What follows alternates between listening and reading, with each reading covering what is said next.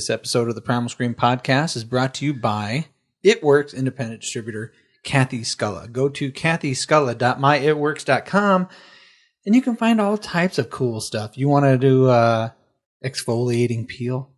You want to try some of their berry mixes? What is it? The greens? The greens packets. You can tighten, tone, and firm. You can do those. A lot of the ladies like these wraps, you know, that kind of like, I don't know what the fucking secret ingredient is, but you know what? I have seen before and after pictures and it's pretty impressive. So check out It Works at kathysculla.myitworks.com. Another product that we love a lot is Ecolips. Go to ecolips.com. It's all organic. It's ran by somebody that we care a lot about, Steve Shriver, wonderful person, Entrepreneur of the Year last year. And take any that you like. You know, the hemp ones are good. My nickname when I was growing up was Butt Lips. Because Butt Lips. You see, my lips have always been the same size, but my head used to be smaller. And Ecolips is a product I wish I could have had back in those days, because when my massive lips, it looked like a catcher's mitt coming down the street surrounded by a winter coat, would hit that cold, cold air. Ecolips would have been perfect for what ailed me then. Yeah, and so I will take two, one for each lip. Do it. They have wonderful things. You can go to my.ecolips, my.ecolips.com, and you can create your own, pick your ingredients, design your container, name your balm. Ecolips.com. And let's start off with a couple of hands of our favorite game, Cards Against Humanity. Go to cardsagainsthumanity.com, and they have a wonderful selection of silly adult sayings. Did you hand out the black cards?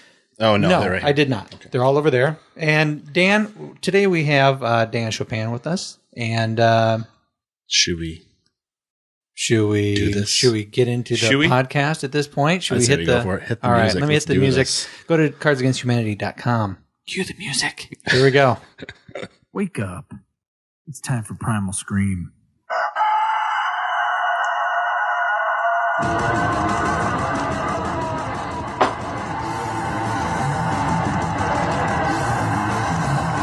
All right, that's good enough. And welcome back to the Primal Scream. I'm Matt. I am Todd. Right. And I'm Dan Chopin. Yes. Was that a little Slayer to get you up in the morning? What was that? It's a little, I don't know. Electric Rooster. Electric Rooster. Yeah, Electric Rooster. Good morning. Yeah. That's how we do it. Oh, maybe Dan's headphones are really loud. It's like, no, they're not. Actually, they're quite tame. But, but I like that loud stuff. So Dan, what we like to do at the beginning of the podcast is we like to get to know the person a little bit that we're talking to. Introduce you to us as well. Yeah. Okay. And we do that through inappropriate adult card games. I'm familiar with the game. I've played this with my family. Oh, sure. It's cool. I loved it. Do you have the bigger, blacker box? I do not think we have that. That doesn't look familiar to me, but we've played this game. I've played this game with my family. Fantastic. Fun with my family, my adult kids. Well, I shouldn't play with my 7-year-olds. No, that wouldn't be bad. We're only going to do 2 rounds. All right. And since you know how to play, everybody else who doesn't know how to play, go to cardsagainsthumanity.com, read the instructions, or download it for free, or purchase it. Purchase it. Don't download it for free. So, I haven't played this in a while. Give me a quick, just little reminder. You got it. So, first off, we start out. Rule number 1 is who had their bowel movement the most recent? The most recent bowel movement. That's right. I forgot about that part. Let's see. I pinched one right before I left my hotel in Dubuque this morning, down by the pool. In the bathroom by the pool. Okay. Not down by the pool. I like to leave a little trophy before I leave. Right. Hey, I'll be back. Leave my little comment. You're welcome. It was right next to all the warm towels. There you go. Todd? Oh, boy. Do you know what? Do you not pay attention to this stuff? I like 3:30, 4 o'clock. In the afternoon? Yeah. That's you then. Because whenever it's a podcast day and you're pinching one, you got to look at your watch. Yeah, you're not kidding. Good call. Yeah, no, it's me. Luckily, when I was going to Metro this morning, not the new Pioneer Co-op, Nubo Market? Nubo Market was open. Thank God you're here, Todd. Yeah. The Nubo Market was open, and I was able to run in there really quickly, deal with some issues, and then get to Metro High School. Because Metro doesn't have bathrooms? Or?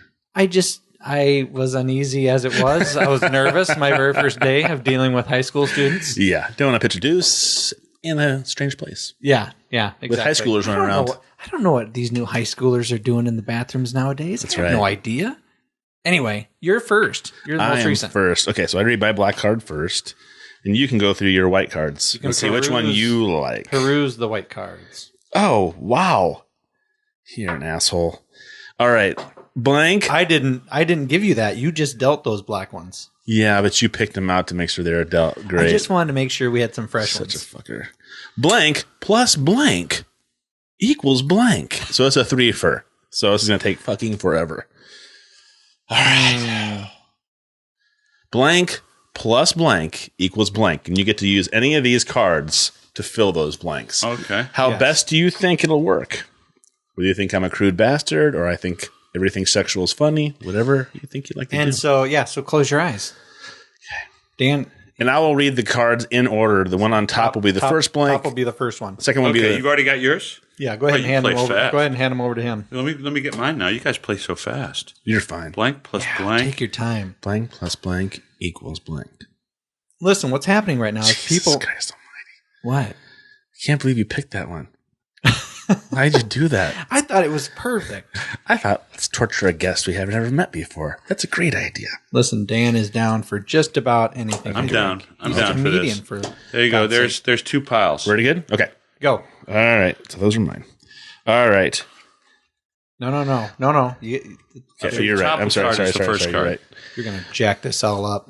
Giving 110% plus my vagina equals a man on the brink of orgasm. Amen, sisters. I don't think I have ever heard that well placed cards ever, and this is a 3-fer. Yeah, it's a 3. That's extremely and impressive. you only have 10 white cards. True. Let's see here. Last time I gave 110%, I flunked a math test. No, Dan. Stephen Hawking talking dirty plus 3 dicks at the same time equals explosions. Oh, I like that one too. Oh man, you guys did a great job. I have no fucking clue. Well, you're not supposed to go against me, Todd. You're just supposed to pick I actively work against you. Right. I'm going to go with 110% my vagina. That's me. Okay. That's me. That figures. All right. All right, Dan, your turn. Dan, to your read turn. The black Read card. your black card. I read buddy. my black card. What is Batman's guilty pleasure? Do I have to close my eyes? Not yet. I have What some really is good ones. Batman's guilty pleasure? His eyes are closed. Everything's legit. All right, sir. Open them up. They're right there. So these two cards, just two? You got Yes, it. sir. And so I'd guess whose is whose? That's No, correct. Yep. Or you pick the one you like the most. Pick whatever one you like the best. Which is probably Batman's guilty pleasure is sniffing glue. Or Batman's guilty pleasure, 8 ounces of sweet Mexican black tar heroin. I like the heroin. Well, who wouldn't? Oh my that God. just seems so Batman. Oh, That's me, sir. That's Black man. so good. Batman. Good for Black you. man. All right. Batman. I'll take the white take- cards. I'll You take the white card? And I'll take he'll the take black the- card that Take you read. the humanity. All right. Thank you, sir. All right. God, dude, that was great. That was a really good one. I'll give you props on that one. That is a great game. Thank you very much. One more we round. still playing? Okay. Yeah, we're still going. I got me, and then we got one more round to do. Okay. For my next trick, I will pull blank out of blank.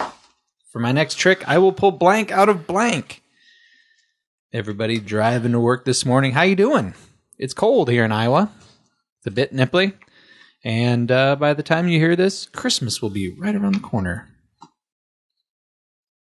Read yours again? Okay. For my next trick, I will pull blank out of blank. I can't wait.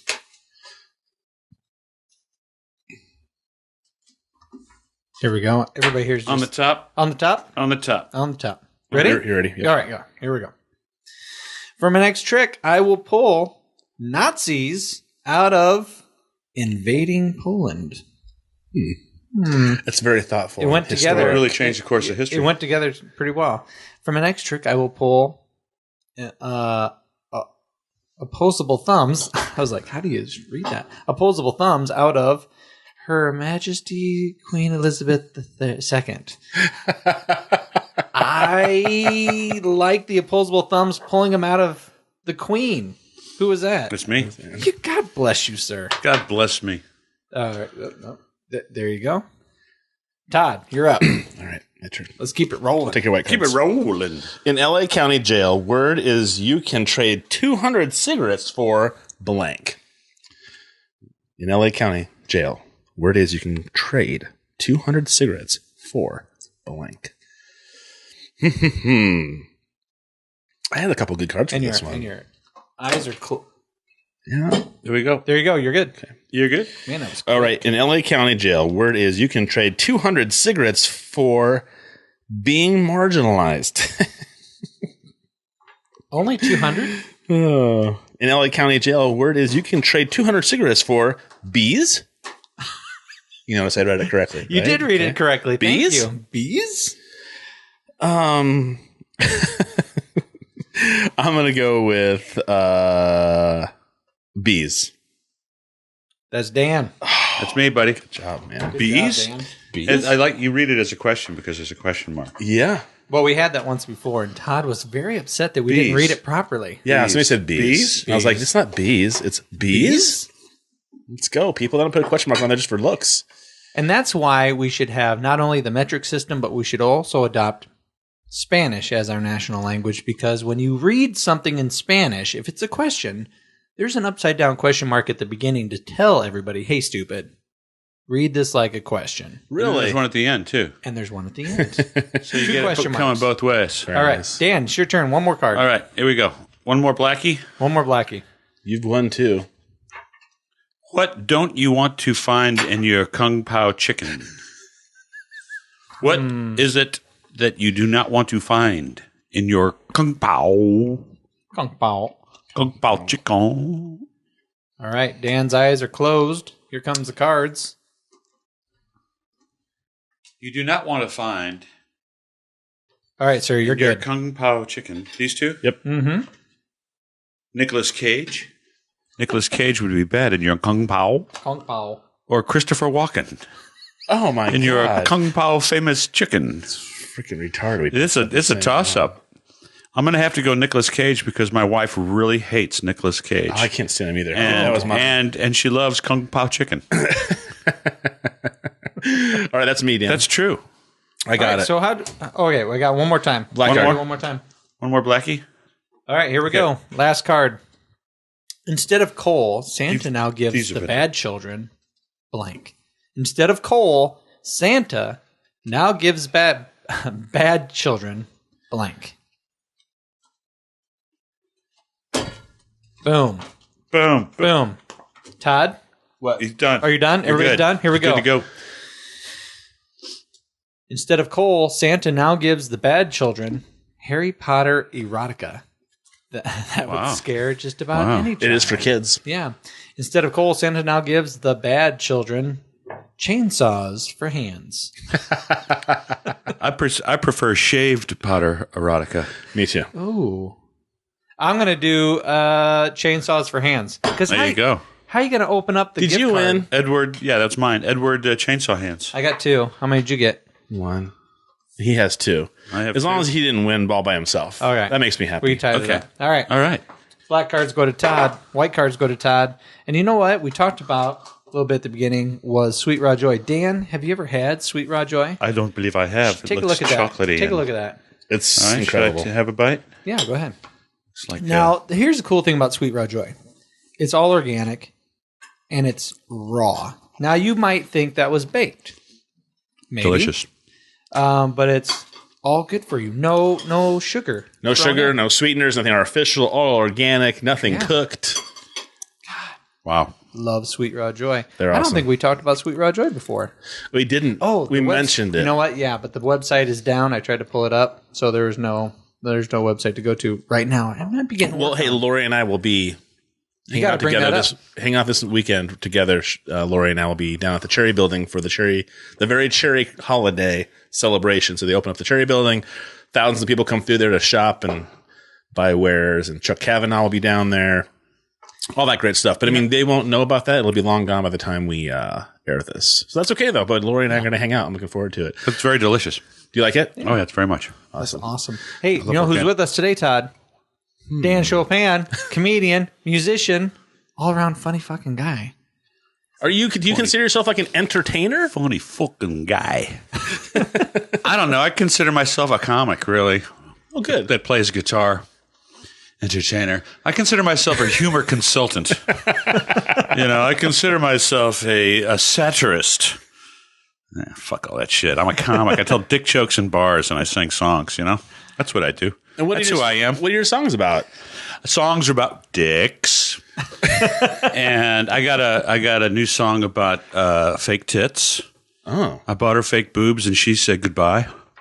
Got a song about oops, looks like I made another girl go gay. Got a song about it's not you, it's me. Got a song about mobile homes. Got a song about lots of stuff. Original songs, some song parodies. Okay. Sure. Popular songs with little twist in the words. Nice. How long have you been doing this gig? Let's see. What's today? Thursday? But for a living professionally for 30 years. Awesome. Yeah. Holy cow. I got started back in 1979, back in St. Louis, Missouri, where I grew up. Hey, I was 8. You were 8. I was 22. And you still when I started. You still reside out of St. Louis, don't you? That's where I get my mail. That's where you get your mail. Yeah. But you're traveling a lot. I travel a lot. I travel more than half the time. 3 weeks out of the month, I'm pretty much on the road. Wow. Or on the ocean. Do a lot of cruises. Oh, you do? Yeah. Who else are we talking to that did cruises? The Swinger, David Scott. Swing. He did one. Yeah.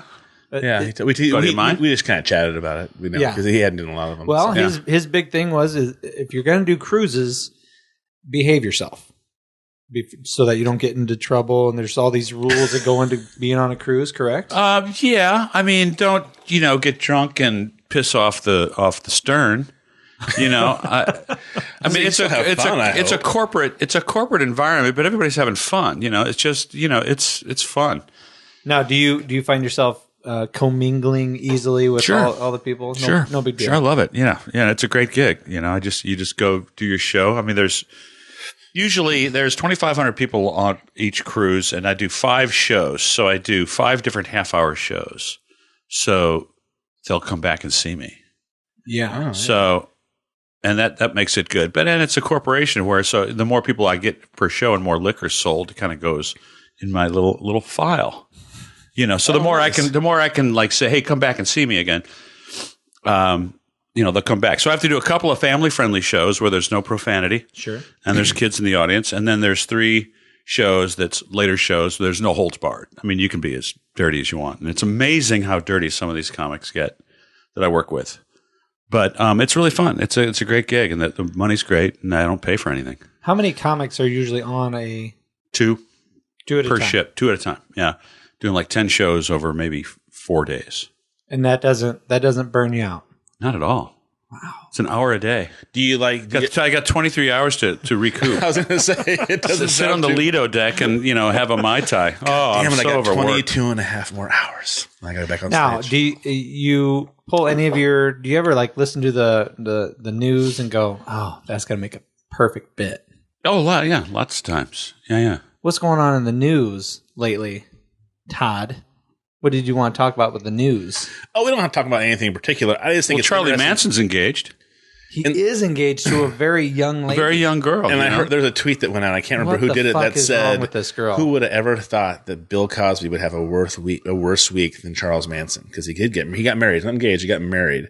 He's married now. And it's the same week that all the allegations just bombarded Cosby. Wow. And so that was the tweet. It was, how do you feel about this? How do you feel about allegations coming up 20, 30 years later? One allegation. I might even give you 2 allegations. There's 2 people saying, hey, this is a little sketchy, right? That would be different. Now you have 10 women, a guy who came and banged on his door because he knew his friend went home with her. That he saw her leave with Bill Cosby all loopy and druggy, so he banged on the door until Bill Cosby opened the door and let the guy take her. So, I mean, it's not just one isolated thing. When you have multiple people, I still think he needs to have a, it's, what they call it when it's too far long ago. It's statute of limitations. There you go. So it's a done deal. But now he is just like, they're really knocking his dick in the dirt. He's going to be toast. I imagine so. There's going to be civil lawsuits, and there's going to be, it breaks my heart, but, Because who didn't like him? And when he was banging on that door, that's when he was like at the height of the Cosby Show. Sure. Really? Yeah, when he was super popular. And that's what I mean. That's where it goes back to why it's all about power. It's about power and control, because he could have any piece of tail he wanted. He could pay for anything he wants to have. Why drug women? And it's a power trip. I never looked at Bill Cosby and thought, man, that's a sexy dude. Maybe he did have a hard time getting women. Who knows? Well, he had a wife, so... all these years. Yeah, Camille. Jesus, even I know that. God, Camille? you're right. How about that? Is Camille? Oh, that's right. That's in his act all the time. Yeah, it's in his act all the time. Camille. Yeah. And he was just on Jimmy Fallon like a month or two ago, too. You won't see him anymore. That's right. And he wasn't funny, because I think Joe Rogan on his podcast even said that he was going to go to Vegas because everybody keeps talking about how great he was in Vegas. And Chris Rock went and said, I saw him and I decided I need to start revamping how I do things since he's doing it so well at 70. So Joe Rogan said he's on making plans to go with a buddy to go see him in Vegas, and then this all happened, and it's done. Well, he gave a press conference recently, didn't he? And it was super creepy. Somebody said it was super creepy. He refused to answer any questions. He's like, I think that you guys should have the integrity not to ask me those questions. That's what he was saying. That was his answer. What questions would you ask somebody at a press conference if it wasn't about? Well, people are accusing you of raping women. That was the question. People are accusing you of these things. What's your comment about it? Right. That was his comeback was, I think you should have the integrity not to ask me that, because that I'm way above that kind of stuff. Well, so yeah, he's done. Yeah. Poor guy. I wish. Poor women. It breaks my heart. Poor us. Poor public to have such a hero and a role model be accused of such treachery. And an icon of comedy. Not just like a groundbreaking black comic, but like comics, period. Would you agree? Yeah, well, yeah. Seinfeld in his film Comedian just talks about how his jaw dropped when Cosby said, "Yeah, I do 2 hours." Right? Yeah. Well, we talked about. I don't think it was Nathan, Doug Thompson, comedian here in town. You got equipment falling apart. Equipment falling apart. Sorry. He talked about like Louis C.K. He just writes so much material. He just can't wrap his brain around how you can come up with that much material all the time for your TV show, for your stand-up, for all this shit. He's like, oh my God, this blows my mind. Right. So if Cosby does 2 hours. Do you find that's kind of a challenge? Like keeping up with the expectations of the world now that there's YouTube and people are constantly looking you up and listening to you on all the different platforms? Not necessarily. It just feels the same to me. Keep it fresh to me. If I keep it fresh to myself, I feel that it's fresh. I don't feel any pressure to come up with new material because I'm not at that level where I'm getting exposed. Louis C.K. does a special. Everybody's heard it already. Now, next time you see him in concert, you want to hear some. I'm with you on that. Stuff. That's right. Sure. You see me, my Jimmy Carter bit's still killing. That's awesome. And dick jokes transcend time as well. Dick jokes, no era. Exactly. Dick jokes live. They live on. It's like the classics. They know no bounds. They know no bounds. Yeah, I measured my penis the other day, 12 and a half. I went metric. I got a big dick in Europe. It's just, I made that dick joke 25 years ago. Oh, that's awesome. That's a good dick joke. And we still haven't adopted the metric system. 79. 1979. That was a long time ago. That was before the comedy boom. You must have seen, you must have been able to see a transition through the ages. Well, comedy, and it happened by me getting hired. We started with the comics that I was hanging out with in 79. That's when a lot of the scenes were kind of happening, that's in Boston and late 70s, early 80s, before the comedy clubs started just multiplying, and the exponential growth of comedy clubs in the early 80s, 83, 84, just wow, suddenly everybody's working. When it comes to comedy, was SNL and Second City and things like that really kind of the only kind of really out there in the mainstream light kind of things going on? Pretty much. I mean, that was, they were both on national TV. SNL had been on since 75, and still, there weren't a lot of stand-up clubs going on, or open mics or comedy clubs and bars. The first one I did was the first one in St. Louis. Was at a very small pub in downtown St. Louis where they did a Wednesday and a Saturday night show. And I started that one May spring evening, and I just kept doing it. And I said, wow, this is really fun. And I did it for a good while before I thought it would ever turn into a career. Wow. It was just a really fun thing to do. When I was in college, I did it. Well, you just said that, you're not a big name or something like that, but I would think that if you're doing comedy as a career, that's pretty fucking great. Oh yeah, I was just talking about as he was asking me about limelight kind of. No, it's burning through material. The need to gotcha. come up with new material because of all the platforms. Okay. And being exposed, and I don't have an hour special on HBO where people go see it and then they come see me. If I had an hour special on HBO, I would need a whole new hour if I went on tour. Gotcha. And to be honest, and this is nitpicky, but when I see comics, like even what's her name from Comedy Central has her own show, blonde, cute as a button. Amy Schumer. Yeah, love her. Yeah. Well, my wife and I watch her show all the time. Sure. And she was on Comedians Getting Coffee with Cars with Coffee with Jerry Seinfeld. Yeah. And she did part of her bit in that show with him. Uh-huh. I mean, she was just having a casual conversation with him, but she used a piece of material that I saw in her show in Chicago. Right. And that I've seen on the TV show as well. And I was kind of like, oh, you don't have to do that. You're just hanging out with Jerry Seinfeld. Oh, I mean, and now listen, I've seen her I've seen her live and watched her a lot. So I don't know if the other comedians have kind of the same things happening or not. But I was kind of like, are you always on? Do you need to always be on, or can you just sit back and relax and hang out with Jerry Seinfeld? I thought that was the point of the show. I don't know. Me too. And just be funny for sure, naturally. But hey, comics have a need to be funny, and if she felt like nothing funny was coming, or if I feel like nothing funny is coming, maybe I'll do an old dick joke. Hey, it works. Yeah. So if you, how would you, if you got that kind of limelight, that kind of intensity, is that what you're still going for, shooting for that kind of level? Are you happy where you're at? Or? I'm really happy where I'm at, and I'm living in St. Louis, and I'm still traveling, I'm still working, and I think I've pretty much reached the pinnacle of what my career is going to be like. I'd like to do this another few years, and I'm just going to retire, go fishing, and awesome. And play more music. I'm a musician as well. I can't be in bands because I'm on the road touring as a comic. Gotcha. So whenever guys, hey, you want to be in a band? Well, I'm never around. No, I can't be in your band. But at some point, I'm going to travel a whole lot less, and I'll have an opportunity to do some other things. Awesome. Where I can still make money.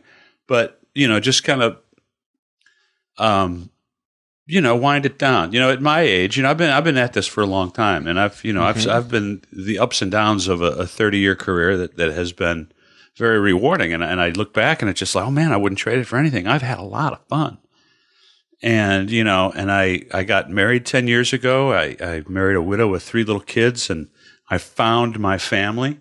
Something I wouldn't have been able to do, 30 or 20 years ago is, get married and start raising kids. Sure. Because I was on the road all the time. Well, I fell in love with a woman that had, already, 3 housebroken kids. And she was fiercely independent, so I could still travel, and it worked out, and they're great. They're my kids. And how old are they? Now they're 29, 27, and 22. Oh, okay. So they're all in their teens when you met. Oh, they were 13, 11, and 7 when I came into the picture. Wow. Yeah. Well, then you are their dad. Holy cow. I'm their dad. I walked my daughter down the aisle. She got married in June. Oh, cool. Yeah, it was awesome. That's amazing. Yeah, so I got this family life that keeps me really centered. A lot of comics are just on the road and lonesome. Well, and and bitter, and I am not. And Jeff was in here. He's the one who keeps us hooked up with you and some other comedians we've had on the show, and he made a comment about how fucking crazy comedians are. And of the 4 or 5 that we've had, I'm going to say that they all seem pretty down to earth. And I did fairly nothing normal, nothing caught me off outrageous. guard. There's some kind of, there's a little, there's a screw loose or a couple wires crossed by any stretch of the imagination. yeah, well, I don't know what he meant by that. I mean, or what age? I mean, there's all kinds of ages of comedians now, and comics. They say that you have to have a kind of a rough life to be a comedian. Right. Have a lot of. Maybe I'd have been a better comedian if my parents were shittier to me. I don't know. I resent my parents for being so wonderful. So They held me back. My fucking parents held me back, being so nice to me. So they've God always damn been it. super supportive of you doing that. Yeah, pretty much. Yeah. My dad was a lawyer. He was like, "Hey, sure you want to do that? All right." Did you go to college? University of Missouri. Okay. Yeah. Nice. BA in communications. Worked in advertising for a very short time. Well, communication makes total sense. Oh, yeah. Yeah, it's a great degree. And then you thought, you know what? I don't want to work for somebody. I would like to be more in control of my own gig. Yeah, I did the advertising gig halfway in the middle of my career. I got off the road and got a job for 5 years at J. Walter Thompson, advertising as a writer producer, and did that for 5 years and enjoyed it. Kind of did the whole arc, the whole corporate arc. Day job, health insurance, Sure. no traveling. cherishing a day off, just going, wow, a day off. After being a comic where, it's like Jerry Seinfeld. It's like, I don't take vacations. Why take vacations? My life is a vacation. I work at night, but my days are free to be as productive as I want to be or be as lazy as I want to be. And then after the 5 years, we lost a big client and our, office was losing its steam and the corporate was, shooting it down and ended up getting laid off because we just ran out of business. And I went I went back to my night job, So were you doing comedy while you were doing that? Yeah, but I just wasn't traveling. I was doing it locally in St. Louis. Okay. So I was doing the clubs there and some private shows and stuff. So I still made, the comedy was still 25% of my income for those years. Okay. But you're still keeping your chops warm and stuff. Oh, and my chops never got neglected at all. Good. I was doing, and advertising. It's writing for advertising. That's a creative environment. Sure, there's a lot of great people working. 30 people in the office. A lot of really cool. Well, it sounds like you went on with a pretty good attitude too. That makes a difference. Yeah, I got a pretty good attitude generally. In general. Yeah, I don't complain a lot. So, well, hell, your life's a vacation. We got to complain about. Yeah. is your lady going to come join you? My lady. We just had our 10-year wedding anniversary. That's so awesome. Where'd you guys celebrate it? And you're in fucking Cedar Rapids, Iowa. I was in bed with bronchitis Oh, shit. over Thanksgiving. A super typical wedding anniversary. My lady and I, we celebrate our 13th year anniversary, and I said, so what are we going to do? Nothing. Oh, fuck. Is that the majority of people? They don't do shit on their anniversaries? My wife and I take turns planning an event. I bought my wife some diamond earrings. Ooh. So I had to do something for 10 years. It's kind of a big deal. Yeah, so we did that, and we had our family was in town. My daughter was in town. She lives. My newly wedded daughter was in town, and my youngest stepson, who's graduated from college in a couple of weeks, was in town. And they're young kids, and they're young 20s, and they're out with their friends until 3:00 in the morning. And my wife and I were kind of sick, and so we're all lying around, either sick or hungover. So it was It was nice in that regard that we're all together lying around. There was a fire in the fireplace. The dog was walking between us. I'm snoring on the couch. My kids are in the other room watching TV, falling asleep. I mean, it was... Actually sounds kind of nice if you weren't sick. It was, being sick sucked. Yeah. But we were all together. Are you going to... is this your schedule on their website? That's my schedule up until May of this year. I'm redoing my website. So over the holidays, you're going to be That's on the last year. cruise? No, this is the last year. Yeah, I have not updated my website. Oh, well, guess what? I have somebody to give you a really hard time. It's so funny because now it looks like people look at it and go, "Oh, wow, he's really busy." I've my new website's coming up, and I just haven't been posting I don't do my schedule. I'm not excited about putting my schedule up on my website. Why is that? I don't know. I don't think it adds to any people showing up to my shows. Really? I really don't. Facebook. Yeah. I mean, when I go up, I don't know. My wife's home alone. I don't know. I just think it's. I'm no longer going to put my new website is not going to have my schedule on it. They can. Well, that sucks. What if I want to come see you? Just got to email you or something. So where are you going to be at this weekend, Dan? I'm going to be at the at Penguins here in Cedar Rapids. I would Facebook it. Before you'd be my Facebook buddy, then I'll or Penguins will advertise me. There, I just sent you a friend request. Okay, there you go. I'll let you sweat for a couple of days. Thanks, Dan. You're welcome. Anyway, are we going to be able to bring any comic juices to all the crazy news that's going on right now, like with Ferguson and the choking? Well, that's where I'm from. Guy? That's really? That's in St. Louis. That's my hometown.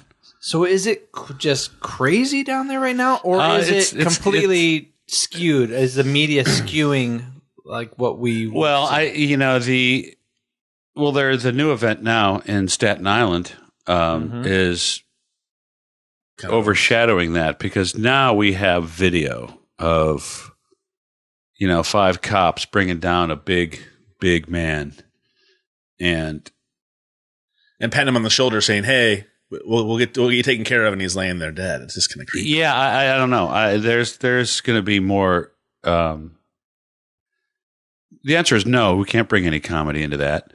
That I can see, but it's. It's a question.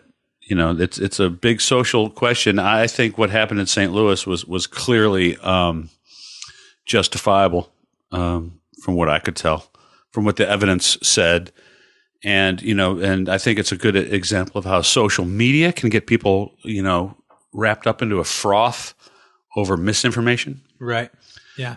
People saying, he had his, some innocent man kneeling on the ground with his hands up was shot and killed. Well, that's not what the evidence states. And when the prosecutor made his statement about that they're not going to indict, he opened up his speech with kind of an indictment on that. And I thought that was appropriate. He got slammed for it, but hey, it's a divisive event. Yeah, I wouldn't have thought that there would be any comedy from it, but I also didn't think that there would be any comedy from 9/11. But it was Saturday Night Live that just a week after that, they were coming into the studio saying, all right, how are we going to... And Dave Letterman, too. Dave Letterman was kind of the one they said kind of broke the ice, and it's okay to laugh again. Not necessarily make fun of 9/11, but start enjoying your life again and not feeling bad about being a happy-go-lucky person. Now, Todd, do you kind of feel like comedians can be like a mediator? Like you have a mediator between a married couple who are getting a divorce. You have a tragic situation, and you have a public that is dealing with this confusion and angst.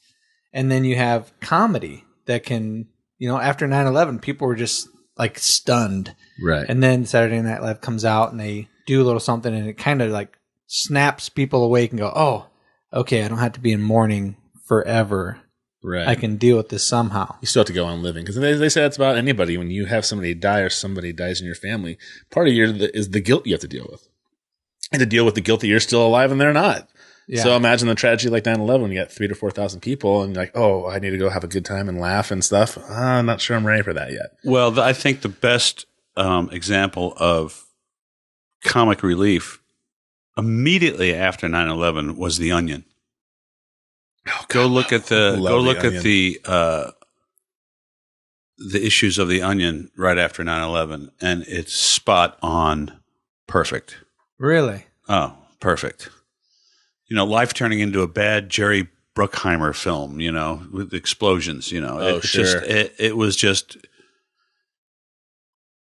you need to go look it up because it was, I think maybe a little easier in the print media to do something like that because, you don't, rather than in stand-up or on a talk show or TV, because it just kind of, it doesn't require any audience response, it just requires reader thought. And it's just, I look at it and go, man, they did it. They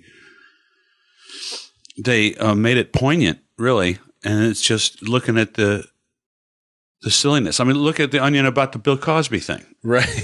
Look it up. Check out. Awesome. You just read the headline and you get it. I mean, it's just it wraps everything up. It just wraps it up, and it boils it down to exactly what it is, and you can get it just from the headline. Like Obama calls for turrets mounted on video cameras on all police tanks. Cosby lawyer asks why accusers didn't come forward to be smeared by legal team years ago. Yeah. That's a great one. That's it. I mean, that answers the question. Why didn't these people talk years ago? Well, there it is. I mean, it boiled down to its most pure explanation. Police officer demonstrates proper technique for subduing a grand jury. That's their take on it. I mean, it just, wow. Yes, humor can be. I think I can't. I don't know how to make it funny. The Onion sure as hell does. Right. Do you have do you tweet? Do you do all that? Yeah, I tweet. Yeah. Funny Dan Chopin. Funny Dan Chopin. That's your tweet. It's his Twitter handle. Twitter handle. And find me on there too. Funny Dan Chopin. That's DANCHOPIN. My name is kind of odd. Funny Dan Chopin. Funny Dan. There you go. There you are. There I am. Nice. There he is. There I be. I don't know why I'm not able to get on here. I shouldn't even log in. Oh, I did the wrong problem. thing. Nice. Anyway, how'd you get in so quickly? How'd you get in? I'm tech savvy. You are technology. I'm supposed to be the tech savvy guy. Tech savvy. Did you set all this up? I did. Awesome. One piece at a time. We started with a laptop and some. And I didn't do anything. Well, no, I'm not saying you didn't. I didn't do anything. I'm just kidding. I hung the TV and I made the panels on the wall and I DIY'd the lights and yeah. DIY. I think I screwed this thing in right over here. This thing that put the mic stand up. I think you did. I put that one you did in. that. Yep, I did that one. You made the coffee? I made the coffee. And how is it? That's going to keep you awake today. Is the coffee all right? Coffee's excellent. Where are you hanging out at? I know you got a show. The hotel. What hotel are you at? The hotel over there by the river. Over there? Down by the river. He doesn't want to be. He doesn't want to be. River. What comedian says that? No, I'm trying to think of what is down by the river. Oh, I know. In a van down by the river. Chris Farley. At the river. Or the Neil Young song. Somebody the other day asked me, Miles. I told him that we were going to have a comedian on, and they said, you need to ask him about what it is with these comedians and drugs. I'm like, what are you talking about? Comedians well, Jim and drugs. Belushi and Chris, Farley, and I'm like, just because there's two comedians who died doing drugs doesn't mean, first of all, that all comedians do drugs, and second of all, doesn't mean that that they're all actively because they're on the edge and doing things different. Have to do drugs to be funny. Well, the question is, what is it with these drugs? Not with these comedians on drugs. What is it with these accountants on drugs, or these rock stars, or these mothers? It's like, what's with all this white on black violence? What's with all the violence? What's Black Lives Matter? Well, lives matter. All lives matter. I don't know. Yeah, it's skewing it from a perspective when it's reality of we're all in this together. And that was one of the things that I had written down that I had read was there is this meme that went around that was of an alien, like a little stupid spaceship looking at Earth. Yeah. And it was saying things like, are you sure this yeah, isn't a photo back from the meteor that went by? No, Okay. no, it wasn't from that. It was more of like the aliens were going, yeah, They decided to have certain beliefs. They started to make borders. They decided to do all these things that just kept separating themselves from everybody else instead of just getting along, you know? And it was just weird because it kind of struck me as saying, that's it.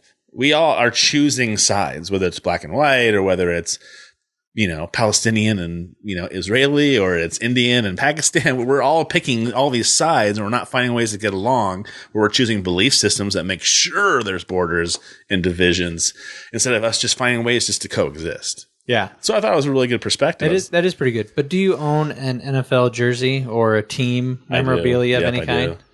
Niner fan, man. I own lots of Niners stuff. But all of that stuff that you were just talking about is basically somebody going, I want to be on that team.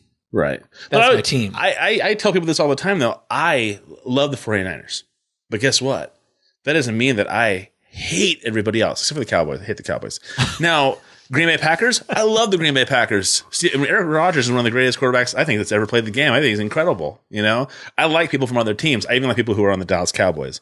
I like following one team, but that doesn't mean I have to hate everybody else. It's like the Hawkeyes in Iowa State. I love the Hawkeyes. I don't fucking hate the Cyclones. I have friends who are like, fucking Cyclones. I hate those sons of bitches. I'm like, holy shit, dude. It's just a college football team. I saw a t-shirt that said, I'd rather have my sister in a whorehouse than to go to Iowa State. And I was like, wow, that's brutal. That's aggressive. You really didn't like your sister. Yeah, I feel the same way. I'm a baseball Cardinal fan, but if the Cardinals aren't in it, I'd love to see the Cubs go all the way. That'd be great. I don't hate the Cubs. It'd be fun. It'd be fun. I'd be rooting for them the whole way. Do you hate the Giants, though? No, I don't hate any for you. Baseball teams. It does seem silly when you say it like that, though. They bore me. You know, I don't pay any attention to them. Right. I do not hate them. Well, my kids say that. Hate's like such a strong word. It is. That's true. And my kids say things like, who are you rooting for? I'm like, I don't care. It's in the Niners. Who do I care who wins? You know who I would have, what I wish would have been in the news a couple of weeks ago when Katie Morio was on, was this story about CDC warning flu viruses mutate and evade current vaccine. And Katie, she's a pharmacist, and when I was at the very beginning, I was wondering why when Todd would talk, she was very engaged, and when I would speak, not so much. Not so. Did you have the flu? No, but she's a pharmacist, and I started out not knowing that she's a pharmacist. She's a triathlete, and we were talking about triathlons and different things like that, and I didn't know that she was a pharmacist, and I had said at the beginning, man, I am not very pro vaccinations. All right. And that kind of set the tone. Even Nathan Timmel gave you a bunch of rail of shit for that one too. Wow. That's true. He did. But I'm not anti-vaccine when it comes to polio or something like that. Right. But the flu one, it always just mystifies me that people are so hung up on it, and she seemed to be a little bit hung up on it. But then the story comes out. You can cherry pick any fucking story to back up your But this is a trending story. From the CDC. Yeah. So you didn't get a flu shot? No, sir. Did you get a flu shot? Yeah. I did. My doctor told me to do it too, and I didn't. Well, I guess I'm trying really hard to eat healthy. You were and so sick, I'm hoping. right? You were sick over Thanksgiving? I was, yeah. Yeah. I felt like I had a 24-hour bug. I mean, it felt flu-like, but it was over very quickly. I was very happy. Oh, really? So it wasn't even 24 hours. You were done after a night. I had bronchitis, and then just when I thought that was gone, I got sick. It felt like the flu, but that was gone the next day, and I felt fine. So that might have been food. I don't know, but it was like, ugh. I got double whammied over the holidays. Ugh. Dan, who are some of your favorite musicians? Because you are a musician. Yeah. How long have you been playing? I started playing drums when I was in like 7th grade, and I started playing guitar when I was in high school. And like, who do you if there's a musician on, who do you prefer to listen to? I really like old classic rock stuff. I grew up listening to Cream and Santana and the Allman Brothers and rock and roll and Hendrix. Elvis, Beatles fan? Love the Beatles. Love Elvis. Love all that. A lot of old school stuff. Love a lot of the new stuff. Love the Foo Fighters now. And in fact, they got the season finale of Is it tonight? It's tomorrow night. It's the New York. What's the name of that series? Scenic Highways or Sonic Highways. Sonic Highways. They're in New York City tomorrow night. It is, and I'll be back in my hotel by the time to see it. And I'm very glad. I plan that's how exciting my life is. I get, the show will be done. I can go back to my hotel and watch the Colbert Report. This is great. What a great kid. This show is fucking fantastic. Sonic Highways. Sonic Highways. Because they go to a different place that has musical roots. And then he writes a song why he's there that has to do with why they influenced whatever. So he has one in Seattle, New Orleans, Chicago. What channel is this on? HBO. I've Great never show. heard of it. And what's cool is tomorrow night's going to be it's New York City tomorrow night, so it's just going to be awesome. And he sings. They do like a little rock video at the end of the song, and while he's playing, they're showing the words on the screen, so you can kind of get the idea of what he wrote about. So, and the Seattle one was kind of sad, to be honest. It was a really good one, but man, oh man, I'm telling you, talking about Kurt Cobain, this one guy who was interviewing, he's like, so, so how'd you find out about it? Because I guess the Seattle music scene was really tight. And this guy was like, I was in high school, and my mom walked in and goes, honey, stay where you are. I want to sit down and talk to you. And she goes, what? He goes, Kurt Cobain died last night. He's like, and I just fucking sobbed bawling. He's like, I can't fucking go to school like this. Are you kidding me? Right. Like the people just were like, it was just like a bat against the head. They were so caught off guard by it because he was really kind of like their icon for the Seattle music scene. So it was a really great show. Scene. Yeah. Yeah. And they talked all about how that became popular and Sub Pop, which is or Pop Sub. It's a record company that had a lot of those grunge bands on it that left to go to other places because it was kind of like a local record company that was like shoestring budget. They're all like licking envelopes together at midnight trying to get flyers out, like a really small thing. Now it's a very popular record company, but it just talked about how each scene started. The Chicago one was great. I really like the Chicago one too. Anyway, so that kind of stuff. I mean, the contemporary. I like all kinds of music and a lot of blues. A lot of Delta blues, a lot of bluegrass. I love bluegrass. I started playing the dobro 12 years ago. That's a fun instrument. It's like a dobro. It's you play it like sitting. It's kind of laying flat on your lap, and you play it like a pedal steel. You pick it like a banjo, and you have a bar. Oh, okay. Like a pedal steel or steel string or steel guitar. You know where I saw that a lot at? Where? The Mandrell sisters. Sure, they had dobros. Sure. Remember, they were country. Did you ever watch that? The Mandrells? No. Barbara Mandrell? Oh, sure. Barbara. But the brunette was my dad's favorite. Yeah. Barbara was my favorite. And their youngest sister, the youngest one, where she was kind of portrayed as being ditzy. Yeah. She was my naughty fantasy. Your naughty fantasy? Well, yeah. But and each of them played their own instruments. But I remember that being like I would watch somebody play that and go, crazy. It's a dobro, yeah. It's just that's really cool. Not everybody knows exactly what it is, but everybody's heard one. You just don't know what it is. It's in tons of music. Anyway, is it easier or harder than playing your guitar? It's different in its own way. If you have a knowledge of a guitar and how to play guitar, it's easier to kind of pick up the dobro. Because it's an open tuning. Do you know what that means, open tuning? No. Okay, well, then no point in getting into it. It's hard to learn if you don't play guitar. Like I said, it's just a different kind of a variation of a stringed instrument. Once you learn a string instrument, you kind of get they all interrelate. Huh. But then comedy came along, and I was really influenced by George Carlin, Steve Martin, Richard Pryor, Saturday Night Live. I was going to ask you who your people were when you were coming up. Yeah, now I love Bill Burr. It's great. Brian Regan, awesome. Brian Regan, just so funny and so clean and just so. You like Jim brilliant. Gaffigan? Oh, I love Jim Gaffigan. Oh yeah, I do. He's a Twitter follower of mine. Oh, really? Cool. Yeah. I love Jim. Name Gaffigan.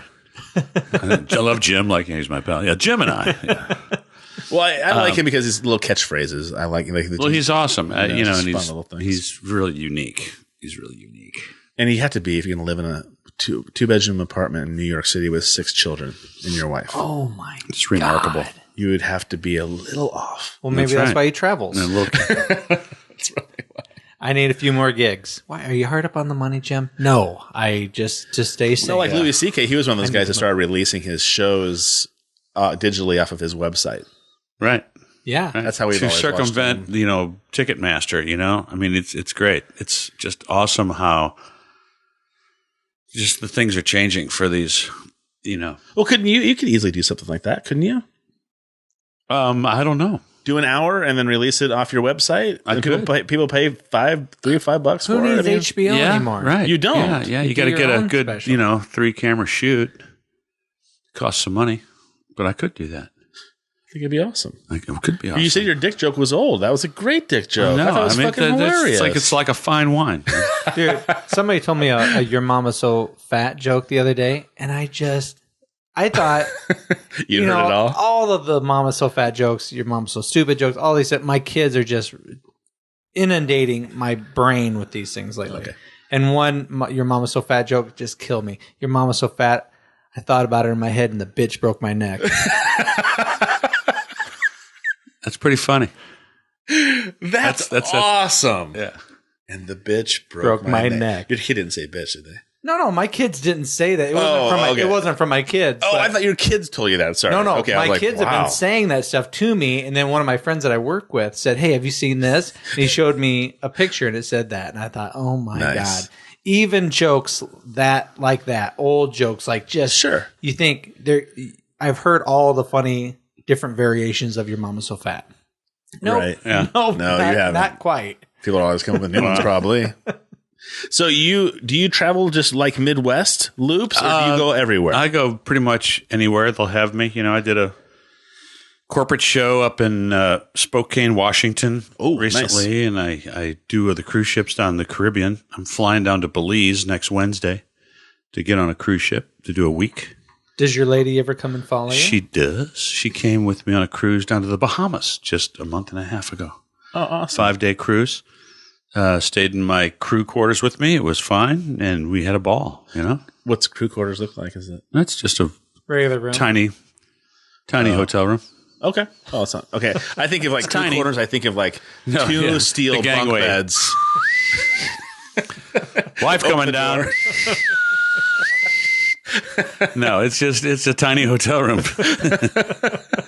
Yeah, my picture. Obviously, I've never been on a cruise. It's perfectly. It was Were you in the like a Navy? submarine. Were you in the It was like- Navy? yeah. Yeah, exactly.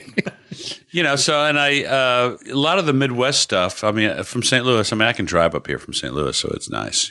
It's just nice to. I was enjoying it. I went up to Dubuque last night, and I just love that gig because it's this really old hotel downtown Dubuque, the Julian. It's a great hotel, and it's a beautiful place. The Diamond Joe Casino. It's a big theater. It's really, really a fun gig. And then you do that gig. You come down here, and then you do the Penguins downtown here. The cool little basement club. It's just got the low ceilings. Just love this gig. It's really fun to come down here and the hotel's great. It's nice just to kind of get on the road, and I'm just driving down in the sunshine. It was sunny this morning coming down from Dubuque and going, this is all right. Well, Christ Almighty, your perspective has got to make half your deal. Oh yeah, you know what I mean. Yeah, you think about these guys who are trying. Maybe they're just trying to make the scene. They're just trying so hard to be out there and become big and all this stuff. And so they're like, I got the grind. I got to go to the Penguins tonight, and then I got Dubuque next weekend, and fuck, now I got to do this thing. Instead of saying, "Holy shit, do I have the life or what?" Yeah, right. You know what I mean? Yeah, like you were saying, I think there's a big difference between somebody who says, "I really am loving where I'm at right now, and I'm enjoying it." I'm not saying I'm only going to be happy once I hit a certain point in my career, and I'm still striving for it. Well, like anything, you're not going to be making $1 million when you do something. It's going to take you a while till you can earn a living from it. I assume. Right. I mean, geez Louise. I don't know. Jeez Louise. Sorry, nobody Surely says that. you must be joking. Should I have? I have a sister Louise. I don't even say that. Should I have gold name's not pigtails? Shirley. Little girls only say that, right? No, Jeez not Louise. I think that it's got to be your perspective, because I think that this to me, I'm not a comedian, but I would think that those small little clubs are kind of like your little gems. You probably love those things. You grew up in St. Louis doing smaller little clubs like that. Sure. And then do you think anybody can get up and do stand up if they think they're funny or their friends think they're funny? No. We have a friend who is going to be doing Wednesday night open mic at Penguins, I believe, in a couple weeks. Hasn't done it yet? Hasn't done it yet, but he's going to do, like, I guess you can go up and do it however much 5 time. minutes, yeah. 4 or 5 minutes, yeah. And he's going to do it. And he goes, what do you think? And I go, in my head, I was like, have you heard the jokes? Have you heard his bit? No, I have not. Okay. I said, I think you're funny, just a funny person. Who is this? But I don't know if I don't know how you're going to pull this off. Yeah. And so it takes a long time to learn. I would imagine. It takes 10 years. Well, I'm going to say that you probably make it look easy because you've been doing it so long. I can't look at you and say about anything, well, Yeah. Right. So yeah, Stevie Ray Vaughan Andy. makes guitar look easy. Yes. Wow, all you got to do is move your fingers. Yeah. It's like that He's game. going to do this and that. No, Rock from the Bandwagon Podcast is going to give it a shot. He's just going to try it and see what happens. How old is he? Like 31, 32. Young single guy. He's just like, he doesn't give a shit. He just wants to try different things. I was like, go for it. That's why I did it. Hey, I'm gonna go. That's why you start. Right. That's as good a reason as any to start. Right. Yeah, I'll give it a try. See how I like it. Yeah. So that's how everybody, pretty much. I mean, I could, there's an exception because I'm going to be a comedian and I'm going to start next week, and well, there it is. Okay. I don't know. Well, and he does a Bandwagon podcast here on for this production company that runs our show, and they his podcast is hilarious. It's very funny. Now that's not joke funny. It's just his banter with his partner. That's great. Well, that's great. Funny. So maybe it'll be okay. That sounds great. The interesting He's got that going for him. Yeah. When we had him on on our podcast, we found ourselves constantly going down a certain road, and it was about libertarianism, and it was very serious and somewhat depressing. I mean, it was real world stuff that people should talk about and think about, but it always kept going down that channel. But when he came in and we just gave him the keys to the car to see where you're going to drive, how are you going to do this? It was instantly hilarious, silly, goofy, sports. And it really surprised me to see, hey, you've been in here a few times. It's never gone down that road. Yeah. So is it us that takes it down that road? But yeah, his podcast is extremely funny. I'm glad he's going down to Penguins. I didn't think he would do that. He sounds like somebody that should do that then. Yeah, another surprise. He should have started 10 years ago, but well, he was probably in Iraq. Yeah. Probably, I think he was 21. He was in Iraq right after 9/11. But I think that he might have a good thing too. He's a very big, muscular guy. They call him Rocky because he kind of sounds like like a dumbass. If he wants to be. He's also he's a meathead. He's a very smart guy. But I think he could use those things to his advantage as well. Now, see, I would think I'm liking this guy more and more now. See, I would have thought that look is harder to sell as a comedian, or am I wrong? I don't know. You can't. I can't look at somebody and say no or yes. I mean, it's just I've seen them all. I've seen people I don't get at all just explode at doing comedy. Really, just doing great. Yeah. Well, I'm looking like Dave, and I think that people I just think are brilliant go nowhere. I mean, it's just no. It's just I quit trying to predict. I'm just nice to everybody.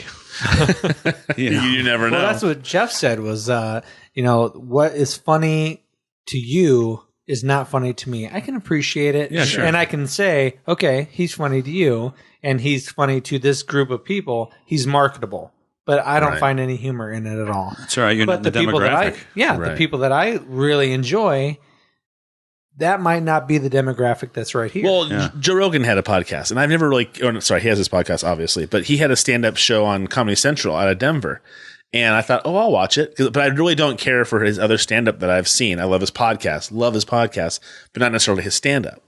And so I watched the whole thing, and it was much better than I thought it was going to be. But it's more of it's almost not like joke telling. It's like a narration of like telling funny stories. Well, that's cool. Yeah. So it's not like it's kind of different than I'm used to. I think that's why I probably like more traditional comedy, probably like yours, is that I like a joke and I like to hear a punchline and laugh. And he has punchlines too, but it's more like this drawn out, funny story that he's telling. Right. But his stories, I think that maybe the reason why you're not feeling him is because his stories are extremely alpha male. And way out there, kind of? Just to the extreme alpha male. Because it bothers my vagina? What are you talking about? I think that you're sensitive. I think that you're sensitive. You don't think I it speaks to your demographic, you know? I mean, that's Joe Rogan. Wasn't he on the Man Show? Or yes, he was. He was on the Man so Show. he's, he's got that alpha male brand, you know? Mm-hmm. It's completely appropriate for him to do that for his audience, you know? Or you got, Doug Benson that did the, Super High Me, you know? All his entire fan base are all stoners.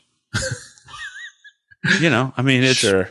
I mean, he's a funny guy, but it's all stoner stuff. And, he's providing the product to his demographic and he's doing great, and That's Joe Rogan. Yeah, it's not funny to you. It's subjective. You don't, right. That's why there's a million different podcasts to listen to, Right. you know which one is for you. And that's the great thing about it. That's the great thing about the freedom of, the dial or sure. the you really, website. yeah, you have to say age yourself with the dial thing. Yeah, dial. Now, There's only 3 channels when I was a kid. God damn it. really? Because I had 4. 4 or 5. All right. I say we had 279 on public television. That's what 12, I remember. Yeah, 279 and 12. 12. Oh and my the big God, 12. click. I remember when we got our 6th TV station back in like 1969 on UHF or UHF, which was it was one UHF. of those UHF, Yeah, the whole new set of channels that was on that TV there. You go to the UHF, then there's this other dial. You got another 30 channels on there, and it was one of those. You go, oh man, we got a new station. This is awesome. That shit is just crazy. And now my kids wouldn't know what to fucking do with themselves if they didn't have their iPad. No, It's just I can't wrap my head around it. My 8-year-old just today said, "Dad, what am I? Can I go downstairs? No, you can't go downstairs. There's nothing to do up here." If I hear you say that again, I'll freak out because right now you sound like the most spoiled little brat. Now let's just on one hand name the things that are up here on this level of the computers. house. I started with the mundane stuff. Books. He goes, ugh, books. Rolls his eyes. I go, you have books to read. You have books to color in. He goes, ugh, I'm not going to color in books. Yeah, sure. I'm like, okay, what about your computer and your iPad and your Smart TV. all these other game systems? I go, the only thing that's downstairs is a wrestling mat and an Xbox. He goes, well, I wanted to mess around with the wrestling mat. So there's nothing up here. Like, what happened to people when they had nothing? They didn't have TVs. What were kids doing when there were no TVs? Dan, what were kids doing when there were no TVs? Yeah, Dan. I was reading this article about in the around 1910, around 1915. There was this woman that was like a professional kind of a medium, and people were playing with Ouija boards. Okay. A Ouija board was a popular parlor entertainment for parties and stuff. Mm-hmm. Okay. Seen one, never used it. But.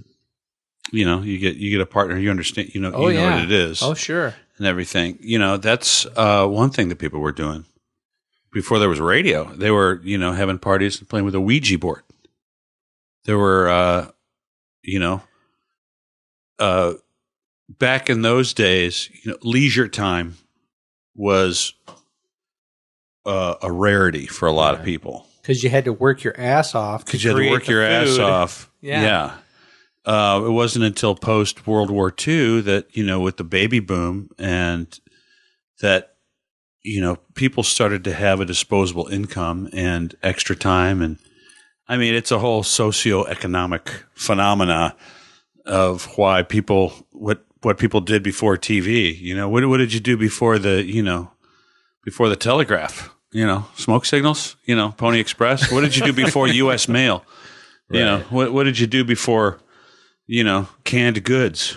Well, I think that's why books were so valued back in the day, because you had something to occupy your mind with. It was the big thing. And now we have, Billboard top 10 charts. Back in the turn of the century, of the century prior to this one, sheet music was the big thing because they didn't have records. You didn't have the top 10. Everything, all the songs were sold on sheet music, and that was a popular song. Tin Pan Alley would be cranking out, Peg Oh My Heart, on sheet music, and you would buy that at the store and take it home and play it. And I'm going to entertain myself with this. And you play it on the piano. That's fucking awesome. I mean, this is before, this is when the Victrola, before there were records. What'd you do before the iPod? What'd you do before the cassette?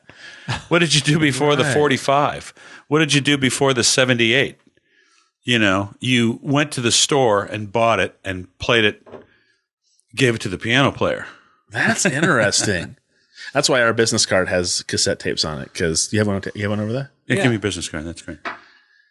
Because they didn't, that's great. I'll make 8-track ones next. That's really nice. Or a vinyl. Maybe I'll get a vinyl record one. What's funny is I'll show that and someone will be, what the fuck's that? Yeah, what is that? Nobody says that to you. Shut up. You might be a high school kid would know what that is, but my 20-year-old knows what that is. As I have a whole bag full of mixtapes downstairs that I force him to listen to. I just threw away just scores of cassette tapes of all the albums I have. I just threw them all away. I'm tired of lugging this box around that says cassette tapes that I haven't never listened to. I just screw it. All the cassette tapes of my early performances and music stuff I saved. Sure. That I made on my Fostex X15 4-track recorder. I don't have one of those, but I have the tapes. I can't play the tapes on anything else right now, but if I ever get one, I've got the tapes I can go back and listen to. Do you have a hard time listening to yourself or watching yourself? Yeah. Really? Yeah. It bothers you. Yeah. Why? I don't know. I see the mistakes, Oh. You're just I can see all the such mistakes. a critical eye. Yeah. Yeah, I can yeah, I'd rather listen to me live. Well, I do that on this. I do this. Yeah, on you this listen. and, I just hear the mistakes, and it just doesn't. So it's some comics love listening to themselves.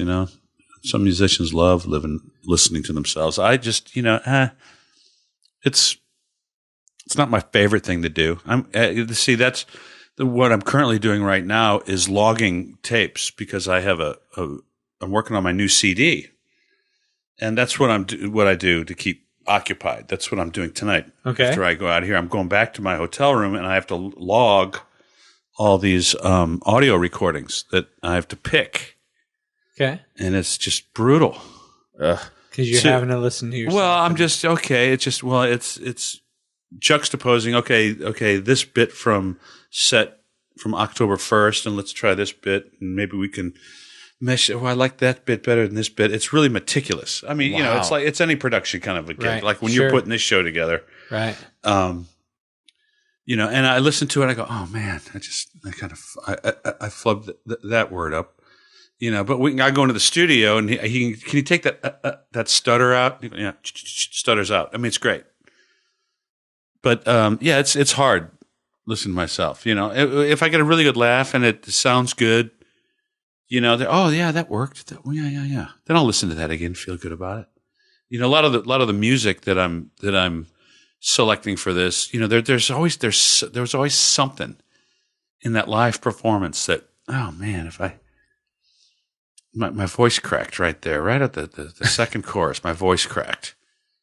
Is that the take? Shit. Let me go find another take. See if I can. It's meticulous.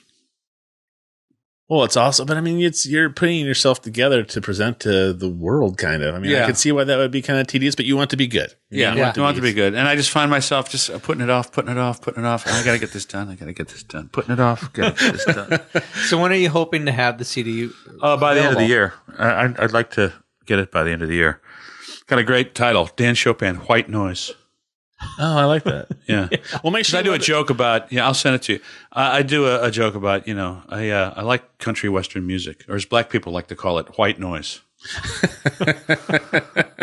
It's exactly what it is. I just played for him a YouTube video that was why country music sucked in 2013, and it said they talked a lot about trucks, and they showed 10 clip after clip after truck. Every song had a truck in it. Then it was like they also liked beaches.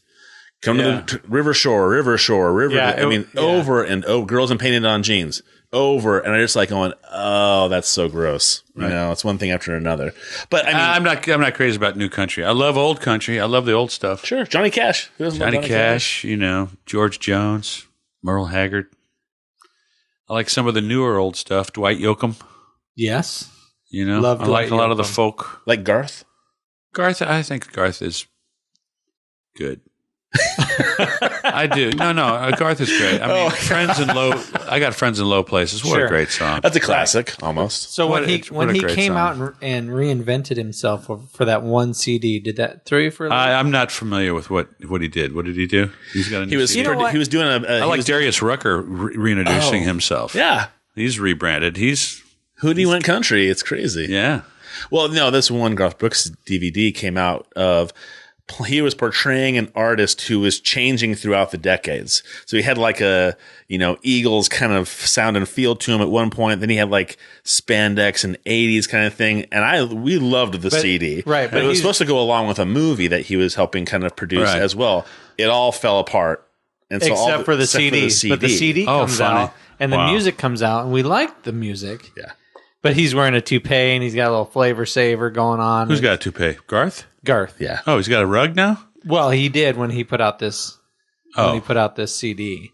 And so your people, I didn't know anything about the movie, but people would listen to the CD and they just completely threw out the idea that, well, it did sound good. They were good songs. They were decent, typical Garth Brooks songs. But because he tried to reinvent himself with the wig and a completely different look, what was the name of the character? I can't remember. Oh, he was doing a character. He was doing a character, but well. because he didn't come straight out and say, "Hey, I'm doing a character," everything else fell everybody apart, and so they saw this just weird bashed the CD shit out that of he it. did. That's weird. It was still great though. It was a good CD. It was really good. Yeah, I liked it a lot. We should probably let Dan go for the night. Yeah, I'm gonna. Yeah. I got. You have some production work to do. He's busy. He's a busy man. Put it off. When are you going to be at? When are you going to be at Penguins? Penguins tomorrow night, the 5th and 6th. 4th? Today's the 4th, right? Yes. The 5th and 6th. What are some of your upcoming events? Because this podcast won't come out for another week and a half. Oh, okay. Well, there's no point in promoting my. But Penguins all weekend? This weekend, yes. Okay. All right. Or I was at Penguins a couple of weeks ago, if you're going to put this on the air. Well, I'm going to say I might come down Saturday night, maybe if you want to. Yeah, come on down Saturday night. Oh, absolutely. I'd love to see you guys.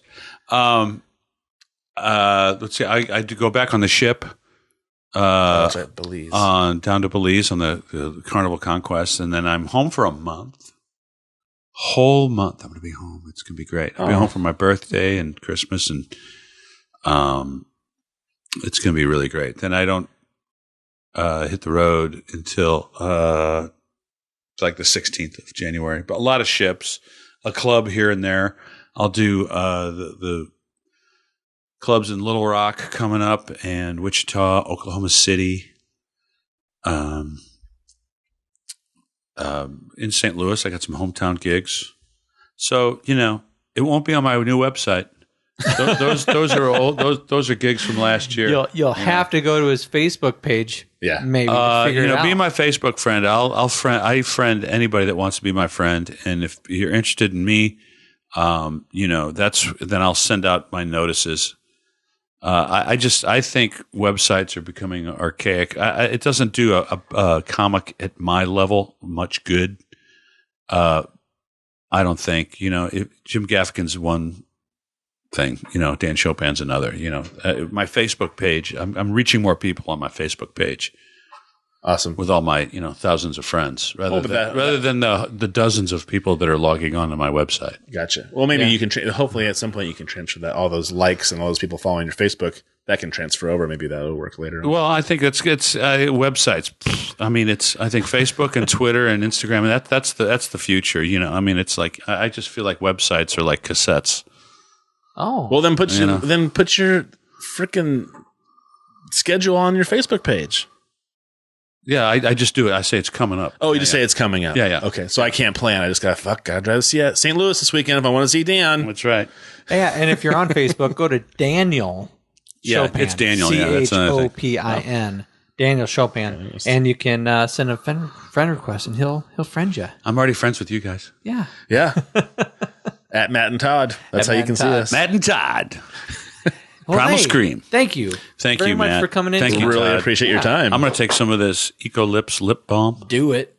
Enjoy Some it. good stuff. All I can think about when you're talking about your lips when you're a little kid was I'm the same way with my nose. What? I don't have a large nose necessarily now, but when I was a child, no, you it do was have one. enormous. Yeah. No, you really do have a was. big one now too. You have an appropriate nose for your face. Thank you, Dan. You're welcome. Thank God your face is Screw huge. that guy over there. Thank God your head's You enormous. have a very legitimate schnoz. Oh, that's awesome. All right, man. Thanks, gentlemen. Yeah. Thanks, man. We really appreciate it. And scene. Thanks, guys. That was fun. And we are back. Dan had to take off. He had to put together, like he said, his CD. What a baby. Go 3 hours, Dan. God. You know What's what? 3 hours out of your Listen, life? Listen. I'm just teasing. This is what I'm we, teasing. you know what we had to work on a little bit better? Transitions? Segues, transitions, format, questions. Oh, we don't want formats. Who wants questions? We have to start telling our guests a little bit better. Hey, by the way, prepare for, at worst, 3 hours. No, I don't want to tell them that because they're not going to do it sometimes. You think so? Dan's here because, Jeff's an awesome guy from Penguins and he's hooking this up and he would have come no matter what. I understand that. But still, I don't want somebody going, fuck. You know what? I'd rather them sit down and be nervous for 15, 20 minutes and then after a while go, oh shit, 2 hours has gone by because I relaxed and I had such a good time. I could easily see Daniel to his close friends. I could easily see Dan kind of getting more relaxed and kind of feeling the flow of what we're just talking about. We're just hanging out. For sure. And And I bet you if he didn't have shit to do, you probably would have stayed longer too. I don't think I realized that he had stuff to go home and do. True. So that's kind of crazy. How was that Sweet Raw Joy? Great. Did you want some? I'm good. But boy, Dan liked it. Yes, he did. There's still two bite of each if you'd like some. I'm set for now. I think so. All right. Beer is great. Beer is good. So, one thing really quick. Okay, because I have something to say. What? Well, I was going to tell you that all this Ferguson stuff, this black white stuff, Jesus. all the Okay. cops and stuff. Yeah. I wanted to say that I think it's more cynicism over this whole thing than anything else that's bothered me. Because a picture came out of a cop hugging a little kid. It's on Good News Network. Yeah. This kid, all these people are protesting. And it's, I don't know, I'm not going to assume anything, but this kid is walking around with a sign that says free hugs. And this cop in a battle helmet and, his riot stuff gear. on riot gear Yeah. walks up and gives this kid a hug. And this kid is like just sobbing. And everybody on like on Twitter and stuff like that are just like, fucking propaganda.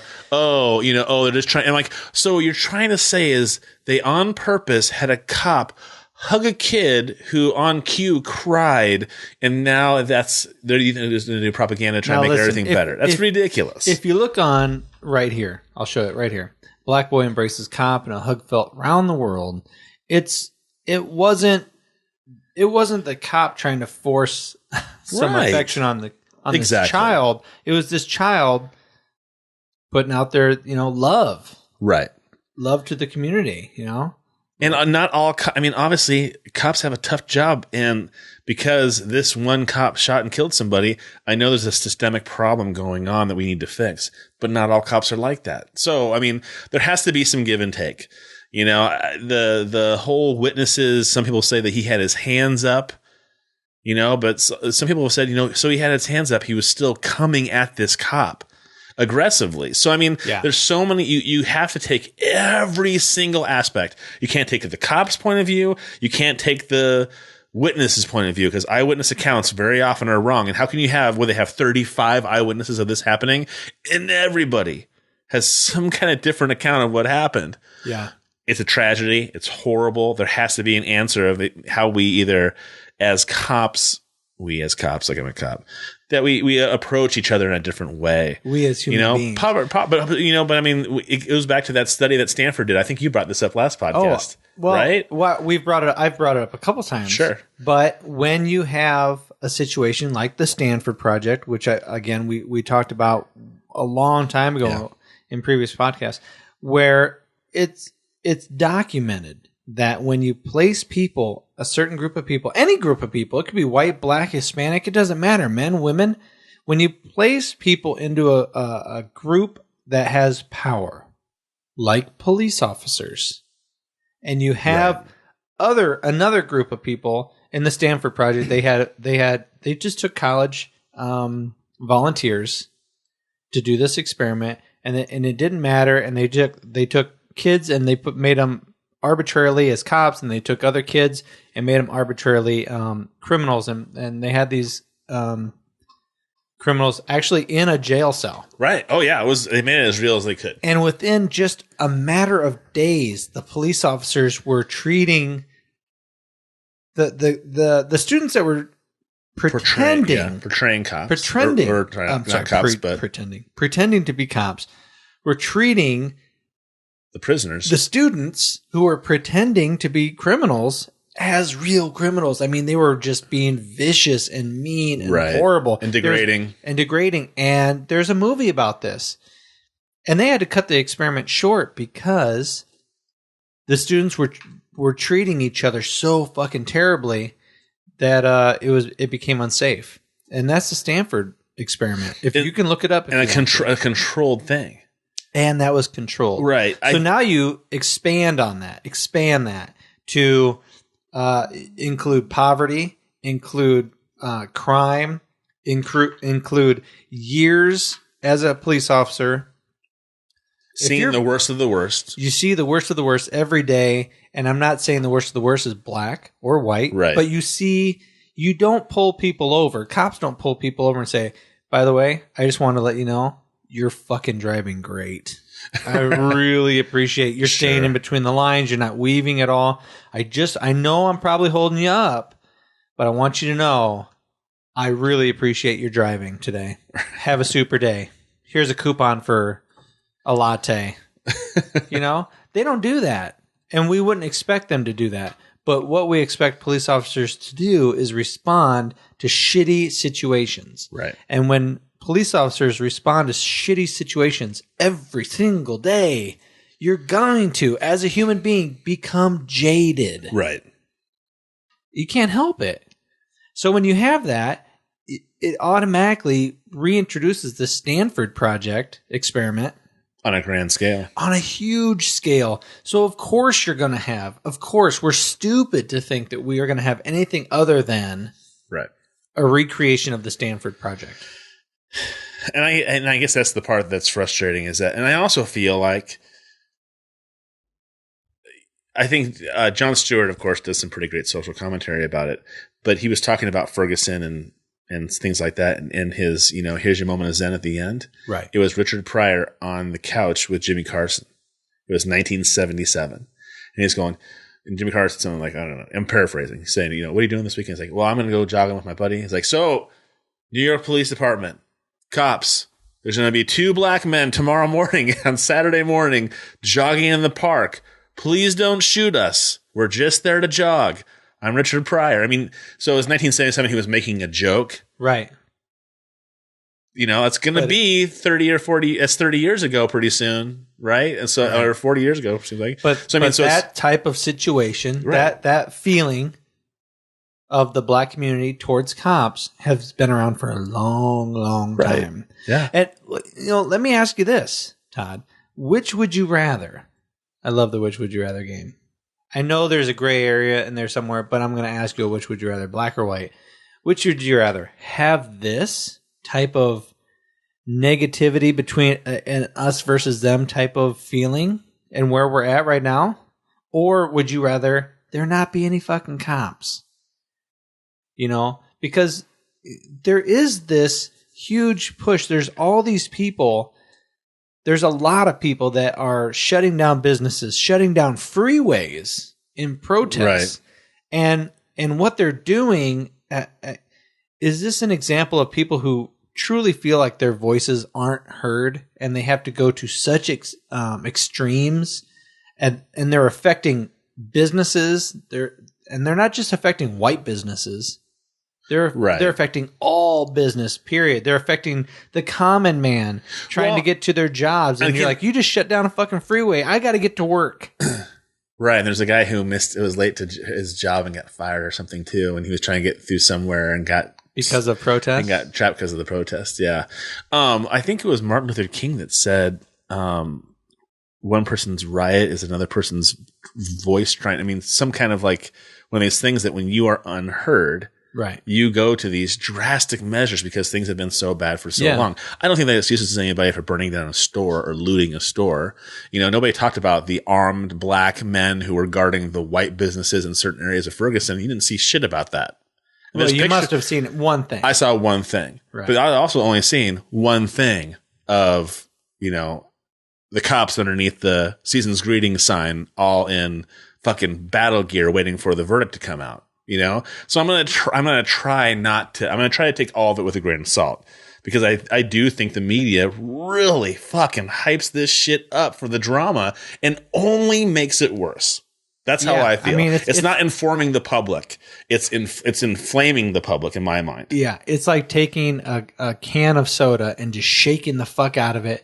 And then when you open it, what do you expect to have happen? Right. That the media is the person shaking the fucking can. Yeah. They're not saying, hey, ladies and gentlemen, this is the who, what, when, where, why, how. These are the facts of the situation. Let's not expand on that. Let's not have opinions on it, because opinions are like assholes. And that can just spin this story into any angle you want. Let's keep in mind the facts of the stories. And we're not going to report on this until we have the facts of the story. Of the stories, right. But we don't do that anymore. And all these media outlets, look at all the stuff that's happened. We talked about it earlier with Bill Cosby. Right. He's being accused of it. But from this point forward, he will never be thought of as the same man. Well, whether they're true or false, whether all those... And you can't split hairs at all, because if I have a friend who is a teacher and he's accused of something by a child, mm-hmm. he's going to be in serious trouble until they show that it's okay. Why? That could still influence him being hired as a teacher because of that. And that part to me sounds okay. You get accused of something, you're shown you either did or didn't do it, and you're found out guilty or not guilty. But you're supposed to be. If you have 10 people, I don't think it's the public putting him on trial. I think it's a lot, because I loved fucking Bill Cosby. I know. It's me watching going, the 10th lady it's an extreme, just came out. Yeah, but how many times? I'm trying to play devil's advocate a little bit.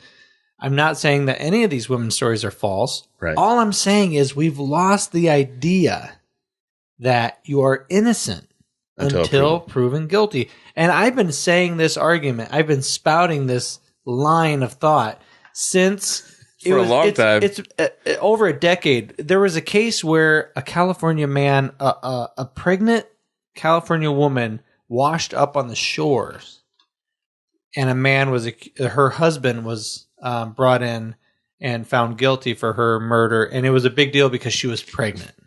Okay. Do you remember this story at all? I don't, but I'm believing years and years and years ago. Okay. But what if he would have been found innocent? The media had crucified this fucking guy. Right. And he had been found guilty, obviously. But, how are you supposed to live your life when you have the media basically saying, you're fucking guilty. Look at this scumbag. I can't believe this guy killed his wife and his baby. And the picture is painted for you. Everybody in America thinks she fucking did it. I can't even imagine if OJ truly did not kill his wife. Right. I cannot imagine being O.J. Simpson and my daily life.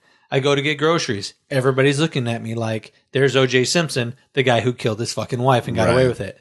I can't go golfing without signing in and wanting to go golf and having the person behind the counter go, oh, there's that fucking criminal, O.J. Simpson. What's funny is even black people know that, a lot of them feel that, I should say, black people that I know that I'm friends with say that everybody's pretty sure that he did it. But it was, it was like one thing to have something positive, wanting to have one black guy get out of whatever happened. But that's not the point. My point is the media saturates our belief system so much it doesn't matter anymore. It's not innocent until proven guilty anymore because your reputation, because of social media, because of the news, 24 hours. If you're accused of something, you're fucked. You are guilty. For the rest of your days, you're guilty. Whether you're found guilty or not by the judge, it doesn't matter. But your life is irrevocably changed. Right.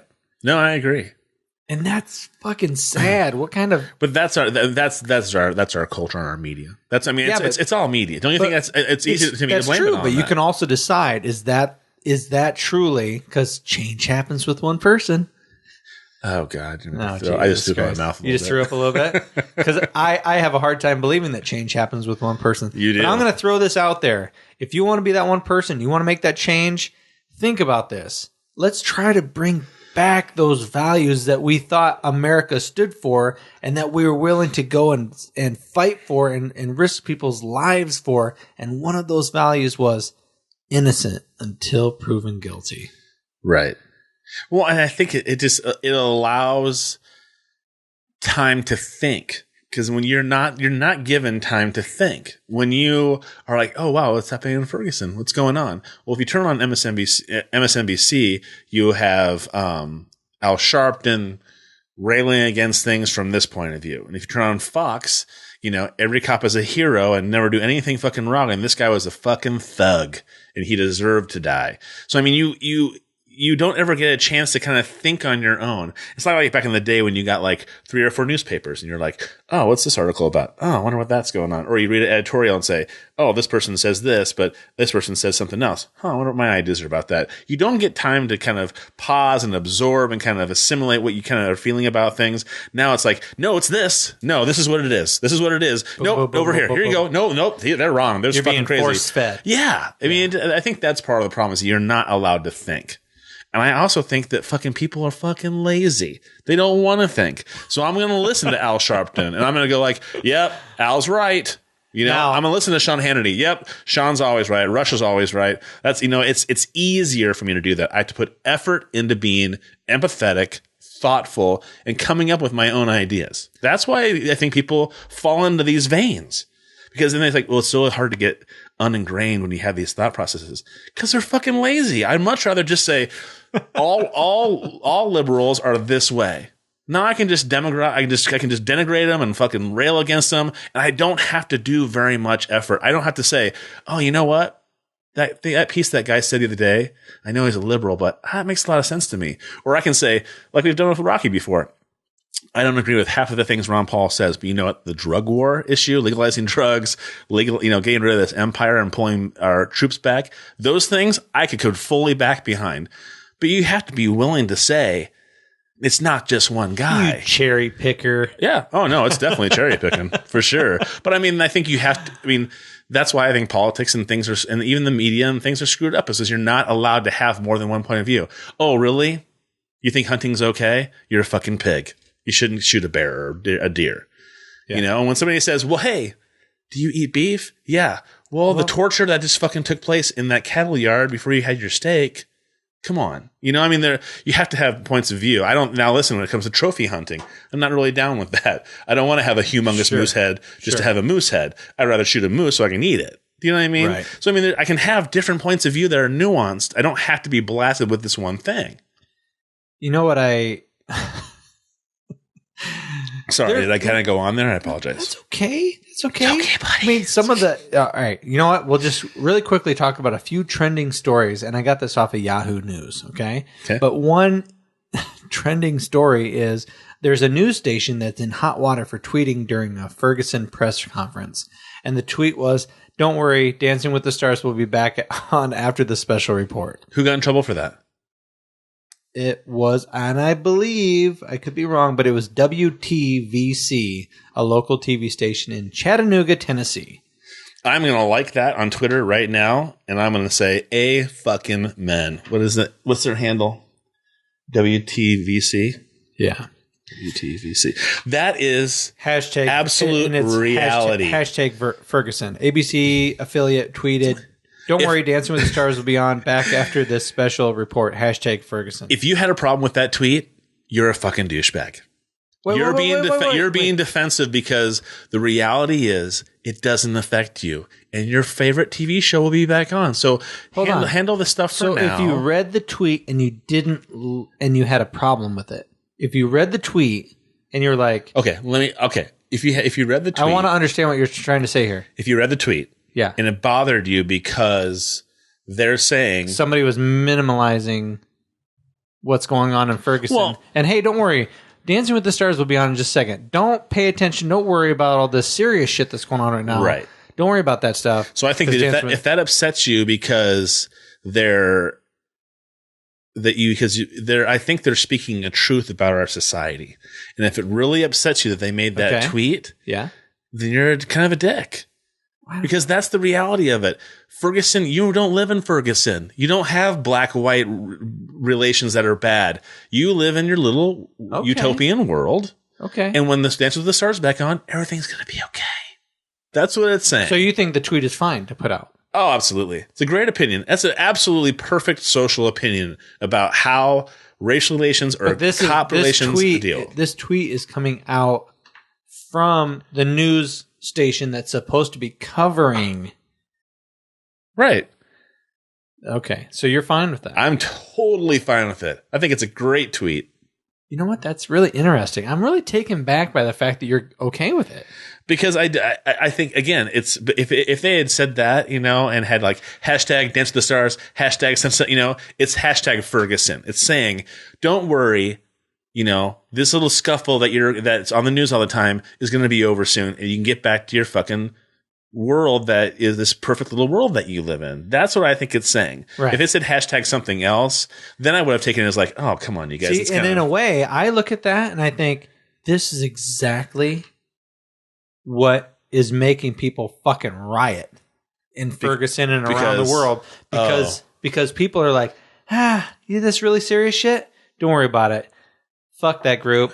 We're gonna minimize the seriousness of the black community, and you know what?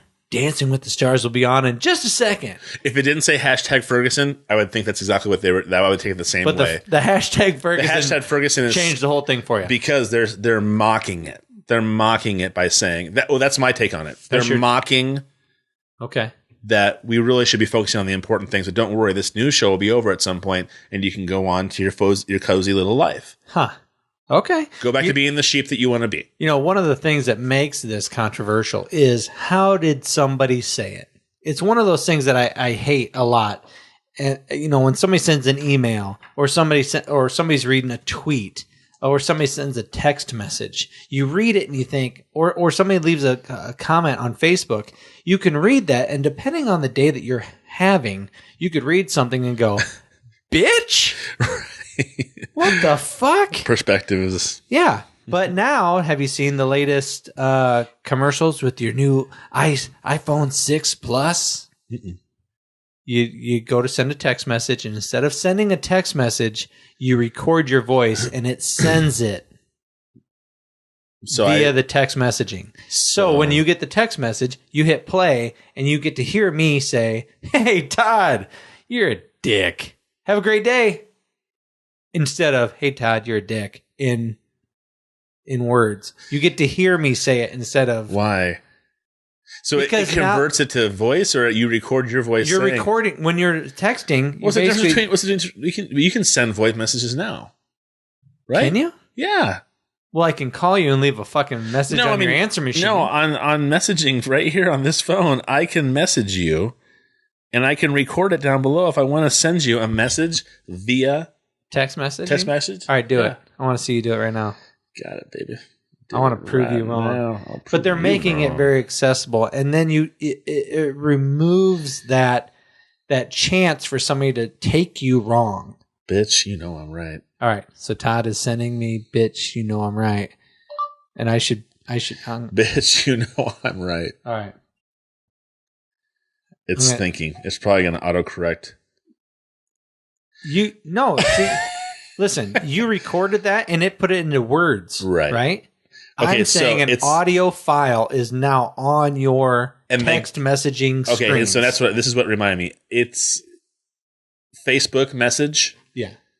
You can do that. You can record a voicemail and send it instead of a text, and it comes up as a little microphone and a little time length thing about how long it is. All right. So no, it's not messaging. So it's similar to messaging through Facebook. I wonder if things like the tweeting, if things like that medium of quick, fast responses that can easily be taken out of context, can easily be misunderstood because you don't understand the inflection in somebody's voice. You're not thinking of it because it's coming from a comedian. Maybe you're thinking of it being funny, and maybe Dan Chopin is trying to make a serious comment about something on Twitter. Right. But because you can't hear his inflection or the seriousness in his voice, you take it wrong. Right. And I wonder if that type of technology is going to help with the confusion and the miscommunication. Oh, I think you're probably right. Yeah. Because, obviously, we took that tweet two completely different ways. Right. So there you go. In the same room at the same time with very similar thought processes, we both had opposite opinions of it. Didn't we learn anything from the Bible? Bring that up for 10 different people can read the Bible and come away with 10 completely different definitions of what's going on in it. Yeah, exactly. Right? So why would we think that if we reduce a sentence down to 149 characters, that it's going to be any better? It's only going to get better from here, buddy. You're right. That sounds ridiculous when you say it like that. It sounds ridiculous. How could we think that less ability to communicate is somehow going to help us communicate better? Right. Get the point 140 characters. God, that's hilarious to put it that way because you're absolutely right. That sounds crazy when you think of it that way. And thank God for Dan who brought this up. I think of The Onion and I think, what a fucking waste of space. But he brought it into a certain point of a certain light that, when things are serious and you need a little comic relief, go to The Onion and read some of that stuff. And Rock and Rob for the bandwagon use the Onion sports part. Yeah, because it's hilarious. It's really funny. All right. So I'm going to get away from current events. Okay. A little bit. I'm good with that because I just wanted the hugging kid to be brought up because I thought that was a good thing. The hugging kid, if you want to check it out one more time, it is on. I think I moved it. Oh, damn it. I'll find it again. If you got a Good News Network, it's on there. Good. There it is. All right. I'll put it back up here. But that is nice. The hugging kid. It's very sweet, right? Yeah. He's got tears in his eyes, man. They're all. It doesn't get I would assume that they're scared and people are nervous and it's you're anxious and you want to get out there and say something, but you're scared to do it, and then you get out there and say, you know what, I'm going to try to do something positive. So I thought it was great. Yeah. So right there, the boy who's hugging and being sad. Anyway, it's very beautiful. So let's move away from the beautiful moment and the negativity of current events, and let's talk about what's going on with TPSP Productions. I went to Metro High School today. Awesome. It was, I was nervous as shit. And I don't know if they're just kids. I know they're just kids. But when you're trying to, when I personally think that something that I can help with, that's something I think that I'm decent at, can help somebody, and I'm putting that. It's one thing to be in this room because I'm in my safe zone. I'm in the tree of trust, No, yeah, absolutely. And so to put yourself out there, it was very, it was kind of a rude awakening to me because I thought, I have kids, no big deal. But I actually gave a shit, like I thought about how are these kids taking me? Am I that Charlie Brown teacher? Am I that guy that walked into the classroom, wah, wah, wah, wah, wah, wah, wah, wah, wah, right. And it mattered to me because I think what we do, and I think that the journey that I've been on and the experiences that podcasting gives us is so incredible that it was important for me to try to get that message across to young kids to say, it might be really depressing as a young kid thinking about, what am I going to do when I get older? Do I have a future? And if we look at our futures in the paradigm of, I have to be a doctor or a lawyer, I have to work in a factory, I can only have certain jobs to be happy. Right. To look at your life that way is super fucking depressing and stressful because you have to succeed at one of those career choices, right? Instead, with this podcast or podcasting in general, or people that feel empowered to do their own thing, you're able to say, you, as a very unique person, are extremely awesome. And you have something that you can give to the world that you can nurture and that you can make the best. Right. So if you want to talk about Barbie dolls and fucking braiding their hair and all the different facets of Barbie Nation, you could. Awesome. You could, and you're going to have followers. There's a niche for everybody. Right. There's people that are going to fill in that niche, so to have that realization that nothing is stupid. Right. There's no idea that's stupid. There's no topic that's dumb. It doesn't have to be popular. It has to be what you care about. Right. And if you care about something, you can figure out a way to make a living at that. And what better way to live your life than waking up and doing what you want to do every day? Well, I think Dan said a pretty good thing too about, I think Jerry Seinfeld said it too. Every day is a vacation for me. So what do you mean take a vacation? I get to hang out and drive really incredible cars all over different cities with the funniest people in the world. Yeah, my life sucks. I need to go to Belize, right? Why would you ever have to do that? Well, I saw a comic. I read a couple. I love Calvin and Hobbes, and so somebody have sent me some cartoons. And God, does anybody even remember Calvin and Hobbes? They should, because it was wonderful. And you can't be. It's not the Calvin from Calvin and Hobbes that's pissing on the Ford emblem on the back of your stupid fucking truck. Right. They were the good, socially conscious. Easy, Todd. Easy cartoons. And this one says something like, Hobbes is reading a paper saying, they say that December is the most stressful month of the year for everybody. He goes, wow, it's kind of surprising. He was like, and Calvin's like, it's by far the most stressful time of the year. He goes, really? Why is that? He goes, I have to be good all month long. And so it made me think about, well, if you're doing what you're supposed to be doing, you know what I mean? Whether it's your job or being a good person or whatever it is, you don't have to worry about what you're doing right or wrong all year long. It shouldn't just be December. You should be working from January through December to enjoy your life as much as possible. Really think so? I think you should. It would make life a lot less stressful. You know what I mean? Find what you want to do with your life. Be passionate about it. But enjoy it. Stressful? Is it stressful because from the point of view of Calvin, from Calvin's point of view, right? Okay. He's saying I have to be good for a month.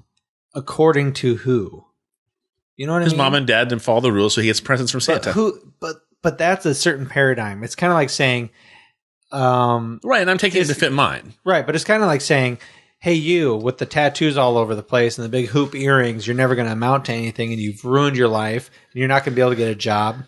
Right. But that's according to my point of view. That's what I'm saying. That's why I'm saying Calvin or whoever you are should live your life and be happy on a day-by-day, week-by-week, month-by-month basis. Oh, I'm sorry. So that you feel happy. Right. And so you're not worrying about what you have to do in these moments. Your life is made up of living that way, so you don't have to worry about something like that. And in a way, part of that getting to that point is you saying, I don't fucking care what you think. Right. I do that with my oldest. Your point of view means next to nothing to me. Unless you're bringing positive energy to my life, unless you're being a positive person, yeah, I don't really have any time for you. Yeah, or unless it's a person that you idolize, it's somebody that has influenced you, has been there for you in your life, or that you want to be more like. Right. Yeah, well, that's true. Yeah, people can have more of an impact, but even then, You know what I mean? I would have to say that you have to get to a point where, as long as you know that you're being the best person that you can be, Right. that you interact in a positive way with other human beings, you're not harming anybody, then it doesn't matter what, if somebody else says, well, what are you doing that for? That's stupid. Well, fuck you. I'm doing my own thing. I mean, you should be able to say that to whoever your idol is. If your idol comes up to you and goes, oh, I wouldn't do that anymore. I do this instead because that looks stupid. You should be able to say, this makes me happy. So sorry, I'm sorry you feel that way. Yeah, I appreciate your take, but I'm not changing. Maybe maybe you let yourself try something, go, that sucked. I'm going back to the way I was doing it before. Another really positive thing that I love a lot, just this last Wednesday, and it's every other Wednesday here in Cedar Rapids, Iowa, but there is a thing called 1 million cups. Now, 1 million cups is not only in Iowa or in Cedar Rapids or Iowa City. It's all over the world, all over the fucking world. Now, Iowa City was the 6th city to adopt 1 million cups, but they're all over the place. Albuquerque, Anchorage, Asheville, Bismarck, Boulder, Colorado, Brookings, Cedar Valley, Chapel Hill, Chicago, Cleveland, Columbia. Anyway, that's just a few places. Go to 1millioncups.com. Now, what is 1 million cups? You might be asking yourself. 1 million cups is a community. It's a place where I've gone for a couple of times, and what happens is they have two presenters from two different businesses, and it's people that are trying to become entrepreneurs. They are entrepreneurs, and they're trying to become successful.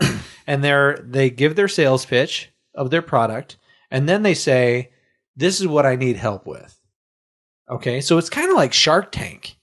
So this is what I need help with, and so the audience gets to fire questions at the presenters, like, have you thought about this aspect of your business? Have you thought about that aspect? Have you thought about changing your business and having it be more like this instead of that? Just recently I went to 1 Million Cups here in Cedar Rapids just this last Wednesday, and which would have been yesterday, the 3rd, December 3rd. And there was a business, a guy presenting about a smart lamp is basically what it was. Okay. And so you can buy this lamp for $400 a lamp. Okay. Now, I think of lamps as kind of being outdated. So many people have can lights, lighting that comes down from the ceiling. But this smart lamp has all of these sensors, motion detectors, things like that in it. And it can notify you. It can sync up Wi-Fi to the network and can send you emails, right? So let's say you have a vacation home. We're going to go high class for a second. So for those of you who have vacation homes, which I don't, but if you do, you could buy a smart lamp, put it in your vacation home, and it reads the temperature of the vacation home, and it has a motion detector. So let's say you're not going to be there for a few months, and all of a sudden the smart lamp is sending you emails that there's motion in your house. You need to go check this out. Right? Oh. It'll alert you to that type of thing. It'll also alert you that if you're in Canada and the temperature in your house has now reached 40 degrees, you might want to get up there before your pipes burst. Right. You know what I mean? Your furnace might be out. But you can also set it up to where if it hears a door slam or open, so it detects sound. Right. So if you're a parent and you're at work and you want to make sure that your kid got off the bus and he's at home, that lamp can hear that door open and shut, and you're like, okay, the door opened and shut. I got an alert that at 4:15 this happened, and that's generally when my son gets home. Great. I know he's at home. I can also tell that nothing crazy is going on, or else the lamp would alert me, send me another interesting something. You ever thought about hooking like rooms up in your house light wise so that when you walked in, a motion detector went off and the light automatically turns on, and then when you haven't been in that room for a while, it turns off? Or do you think that's still kind of like no, because I think I think as individuals, I might walk into my living room upstairs and I don't want the fucking lights to come on because it's one, it's in the middle of the day. And two, I might be watching a movie at night. I don't want the fucking lights on. I want just the TV on. Well, you probably would have access to it to turn it on or off if you needed to. I know, but that's how lazy we are. Right now I have access to that. It's called a switch. I walk over. That's like a remote. It's like a remote control. Well, I was just thinking because like I was at Best Buy and looking around their stuff, and they have a new lighting system called Hue, Hue. Hue lighting system. And it's these smart LED light bulbs that you put all over your house, and they sync up via Bluetooth with your house's Bluetooth network. And so you can change different colors of light in each different room. Really? You can dim it. You can make it as bright as possible. You can have like fucking, the incandescent white light if you want to. You can have the warm, soft yellow light if you want to. If you're going to get freaky with your lady, you can have some some black blue, light going on because you know where it all goes. Blue and red. I got to make sure I watch that really well. Black lights in there. Like blues and reds. And it's the whole spectrum. Right. And so, but you can... I'm throwing a fucking rave in my bedroom tonight. The neighbors walk by. Bring your mouth guard, your lollipops, and any type of crazy colors. And your those glow in the dark glow sticks. Don't forget your pacifier. And your pacifier. But and tons of water, because when I'm doing X, I get dehydrated like a motherfucker. You don't do X. I heard that when you do X, you get dehydrated like a motherfucker. Right? Yeah. So it just is interesting that everything's becoming so electronic. The wireless speakers that are in walls and ceilings now are just a no-brainer. There's no reason to wire anything anymore. Right. In the worst case scenario, you pull it out and you put a new battery in and you fucking fix it. Yeah. The Nest. Have you seen that thermostat? I have seen that. Google bought the company, $3.2 billion. They bought the company because they're becoming so popular so quickly. Yeah. Because, if you think about it, you just stick it against the wall like you have everything else. And next thing you know is you can be driving home from the airport. It's the middle of winter. Oh, you know what? The house has been at 60 degrees since we left. Let's crank it up when we get home so it's nice and warm. And yeah. You know what? This pisses me off. Thank you for bringing up thermostats, because I didn't know how I was going to work in thermostats and how much they piss me off. So I gave you a good transition without you even worrying. Perfect segue.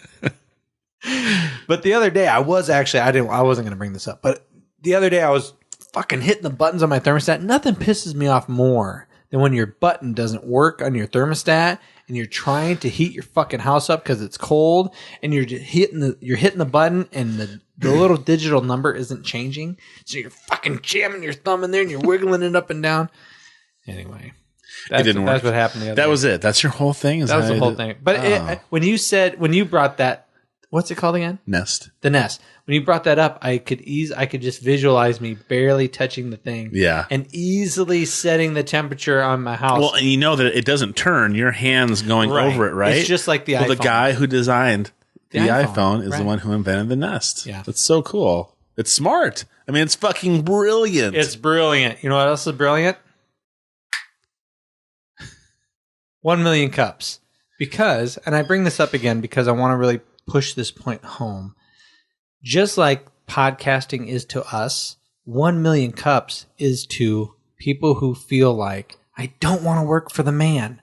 I have my own vision, my own heart's desire that I want to figure out how can I make money for myself. Right. You don't want to be a millionaire. You just want to be able to survive like everybody else. Are you sick of the fucking political correctness? Are you sick of the OSHA standards? You just want to do your own thing. You want to have a small business that makes enough money that you can live off of, pay your bills, and be comfortable. And you don't have to worry about your dickhead boss firing you because you can't do you fail your vision exam for the year, or you fail your hearing test, or you had a bad day and you called in sick one too many times, because you would be your own boss. Right. You can call in sick. And 1 million cups is one of those places that you can go and learn, network, and it's a fucking word that I don't necessarily love. Networking. I think it's important. But it's one of those things that you do need to do if you want to learn. So you put yourself into a position where you surround yourself with other people who are doing the exact same thing that you're trying to do, which is create something that can earn you enough money to have a living. Right. That's it. So you don't have to you don't have to stress about, oh, can I be a doctor? Can I be a lawyer? Am I going to go to college? All this other stuff. All you have to think of is, what are you passionate about? Right. Just like podcasting. What are you passionate about? What do you want to talk about? What do you want to do? When you wake up in the morning, do you want to look at it as, I'm on vacation every day, like Dan Chopin said? Right. Or do you want to think, oh, fuck, I really need a coffee because I'm going to need a coffee to make it through work today. Right. Ugh. My soul just barfed. That just sounds gross, doesn't it? Yeah. But I mean, that's what anybody wants. I wonder why we've gotten away from this.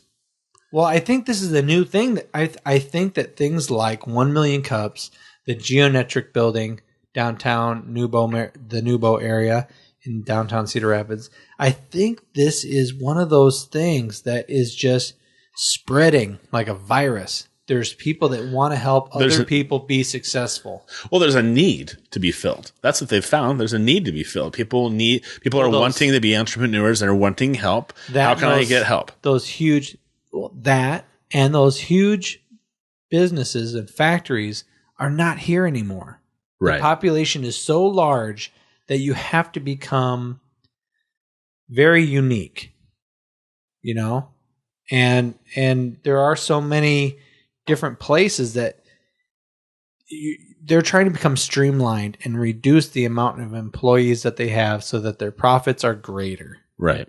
So how do you live in a world like that? You have to learn how to create a niche market of your own. And places like or find something that everybody needs. Yeah. Yeah. You know, that whole lamp thing, I think it's a wonderful idea. I'm with you where I think the lamp is antiquated and outdated. Right. But could you find a way to have like a smoke detector size thing that's just in your ceiling and those were some very great questions. Those are some of the questions that were being asked of the guy. Can you remove the technology from the lamp? Can I get just the technology and incorporate that into my existing furniture? Because a lot of people have home security systems. Right. So how is this different from that? Right. It's placing yourself into a sensitive position, a vulnerable position to be up on stage. You give your business pitch and somebody asks that question, a question that maybe you haven't asked yourself. Or maybe it's a question that if you answer is going to show how your product may not be what you thought it was going to be. Because it maybe you go, oh, fuck yeah, nobody really has lamps anymore. Do you have any lamps in your house? Not one. Not one lamp. Not one lamp. I do, because I live in an older home, but once I have can lights in a new home or something like that, I may not have lamps anymore. Yeah, I don't have one lamp. There may not be a need for one anymore. But like what you were talking about, you were saying about the Wi-Fi light bulb, right? Right, yeah. When you have things like that, why would you necessarily place all your time and money into manufacturing a lamp that might not go with everybody's decor? It's not so much about the lamp. It's more about the technology.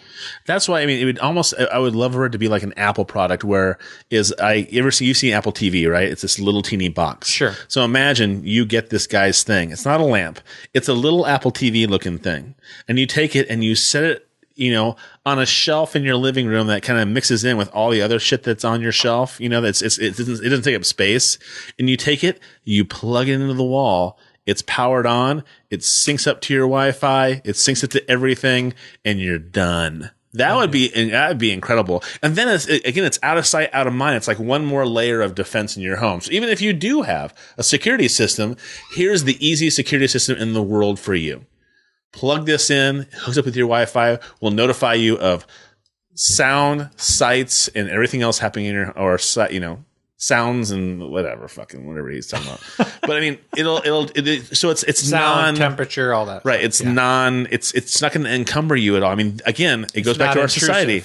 It's like, how fucking easy is it? Do I have to worry about it? Yeah. Can I plug it in and just fucking goes? That's why I told you, Junior and I were talking about computers. I'm like, dude, if you really want a computer that's going to last you, Spend $1,200 right now on an Apple so you don't have to fucking worry about a PC. It's going to crash on you. Even if you get the best fucking PC out there, it's going to have bugs and issues after a while because it's like static cling to a PC. It just fucking happen. So you might as well invest some money in a Mac and be done with it. True. That's what I mean. So because Macs are easy to use. Sure. Apple TV. I plugged it into my computer. I plugged it into my television.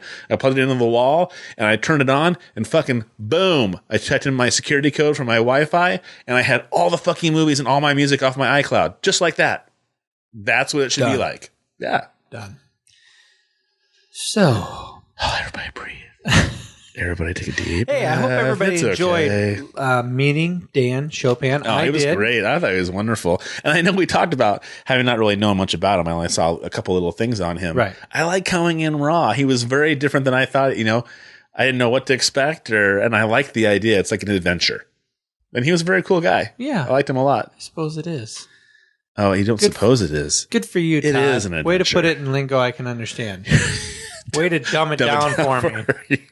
Hey, and if you are interested in doing any type of entrepreneurship, go to entrepreneurship.org. Maybe get some questions answered. Go to 1millioncups.com. See where they're having a local event in your area. Go to it. Check it out. It's just interesting to see also, even if you don't want to start your own business. Let's say you just want to see what's going on in your community. There's local people trying to do extraordinary things. And I think that's one of the really neat things that I like the most about 1 Million Cups. I get to see that. What's going on in my community? Oh my God, this guy's trying to do what? For instance, the other presenter was a bunch of high school kids. Oh, that's neat. And the high school kids, this was their thing. Their thing was Monster.com and these other job websites are not geared at all towards high school students. They're all geared towards anybody after high school. The pay, the hours, the experience that you need. So one of the presenters, the guy that actually got up and spoke, he said, I put all of my information into Monster.com, and this is an example of what they shot back to me on what I should apply for. And every single example, there is no way he could come anywhere close to their recommendations. Really? Yeah. He said, so what we're trying to do is partner up with every single business in this area so that the businesses come to our site. They post their job for teenagers. It's part-time, it's seasonal, whatever. But you know that who you're hiring is a teenager. This is the age demographic. And then all the teenagers, instead of wasting all their time driving all over the city, getting an application, drive all the way home, fill out the application, drive all the way back. Right. Drop the application. Remember doing off. that? Getting like a stack full of applications and filling them out? I actually do. I remember that pretty clearly. I also remember at that time, a long time ago, thinking, who's hiring? Where should I go? Right. What do I am I limited completely to fast food? Is that the only people who are hiring? So what was the place you were saying you should go to find these things out? Now listen, they're still working out the bugs. Okay. But this is the cool thing. It was teenagers who were being entrepreneurs already. They're already thinking. So they were thinking about designing a website to solve those problems. Yeah, they are writing. They're writing software. They're creating a website from scratch, and they're trying to incorporate all these things. So what they did was they got up, they presented the idea, and they let people ask them questions, and they thought, oh, I haven't thought about that. Note.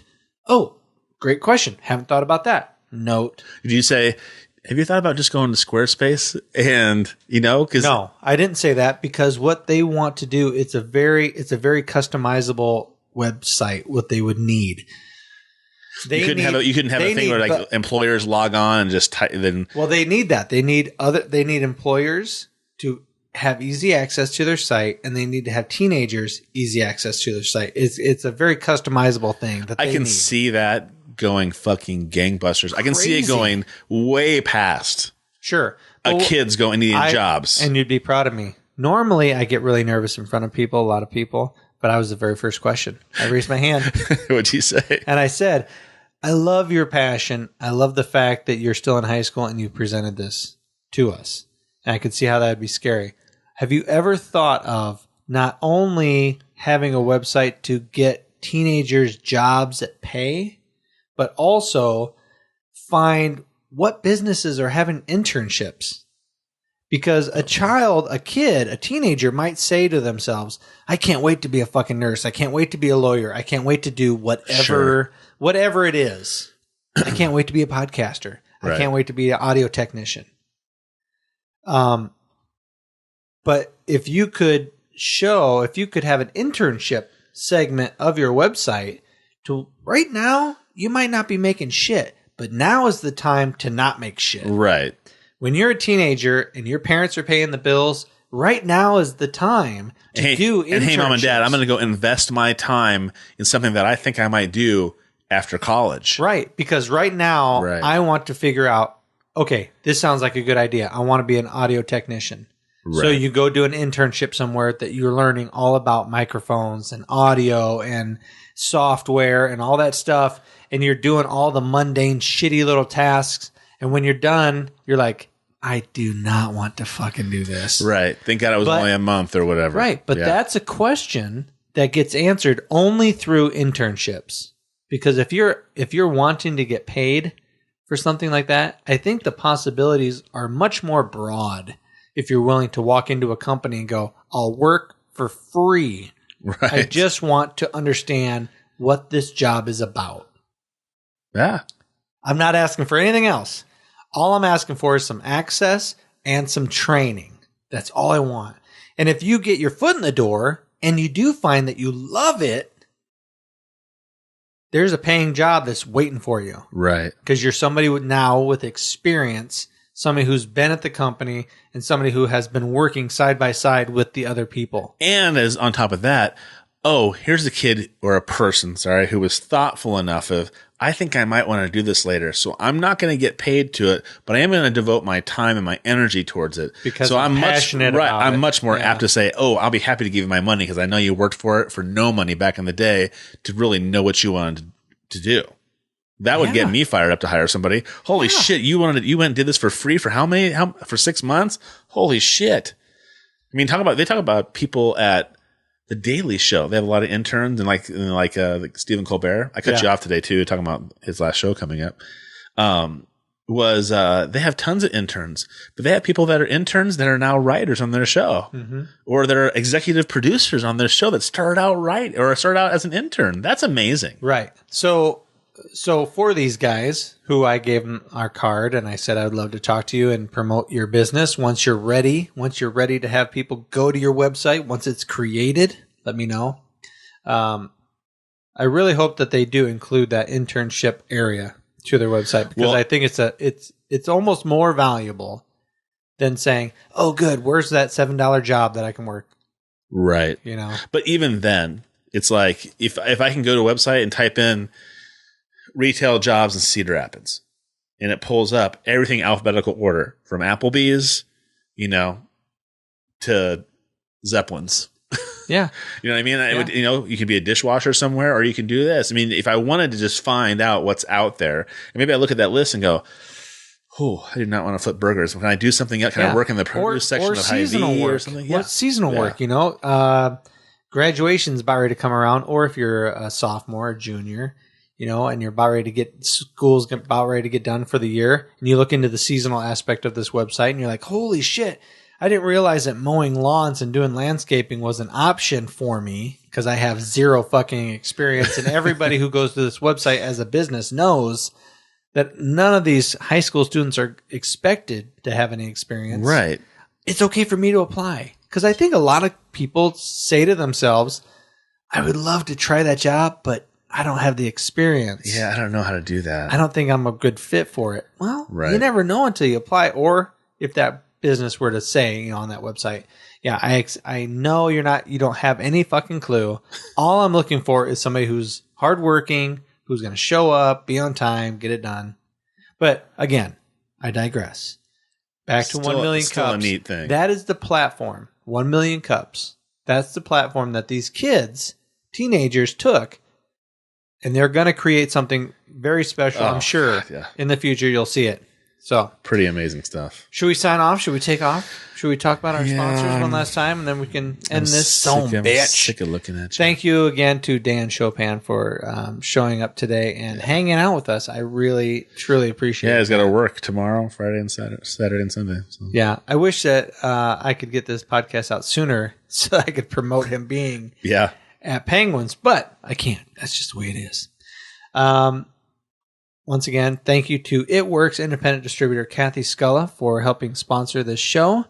The new Yule Titan Greetings product is out. Put a jingle in your step. The exfoliating peel. These are products that I might giggle at a little bit, or Todd might giggle at a little bit. I'm laughing hysterically. But sorry. I'll tell you what, I have seen the before and after. I have seen the before and afters of a lot of these products, and I do love their greens. And I do use it. Me too. Every day. Me too. So we giggle a little bit at it, and it's marketing. They put something silly on there. But check out kathysculla.myitworks.com. The stuff actually works. There is a difference. Enjoy. Go to ecolips.com. And if you want something personalized, go to my.ecolips.com. Pick your ingredients, design your container, name your balm. And after I put Ecolips on my lips, I'm not going back to any other lip balm. I'll tell you that much right now. What's funny is I did get excited the other day. I was at home and I, for whatever reason, was getting really dry and chapped. Yeah. And I was like, oh, I think I have that mint Mongo Kiss in the drawer. And I ran over and I was like, yes. I feel I was worried. I have them stashed like at work. And I was like, oh, good, it's here. And I just sat on the couch. I was like, it was so wonderful. So. Yeah, so go to ecolips.com. Sorry, I didn't want to check out my bad. Check out all the different flavors and varieties of lip balm. And you know what? There's testimonials. There's frequently asked questions. Why go organic? All these things. It's a pretty neat website, and I really, really am entertained by the My Ecolips commercial that Steve Shriver's daughter did. I thought she did an amazing job on that, so kudos to her. And you know what? If you want something sweet and savory and delicious... Well, Dan travels on. He's on the road all the time, and he thought it was the shit. Yeah, and if Dan wants something delicious for his tummy, but it's not going to wreck him... Right.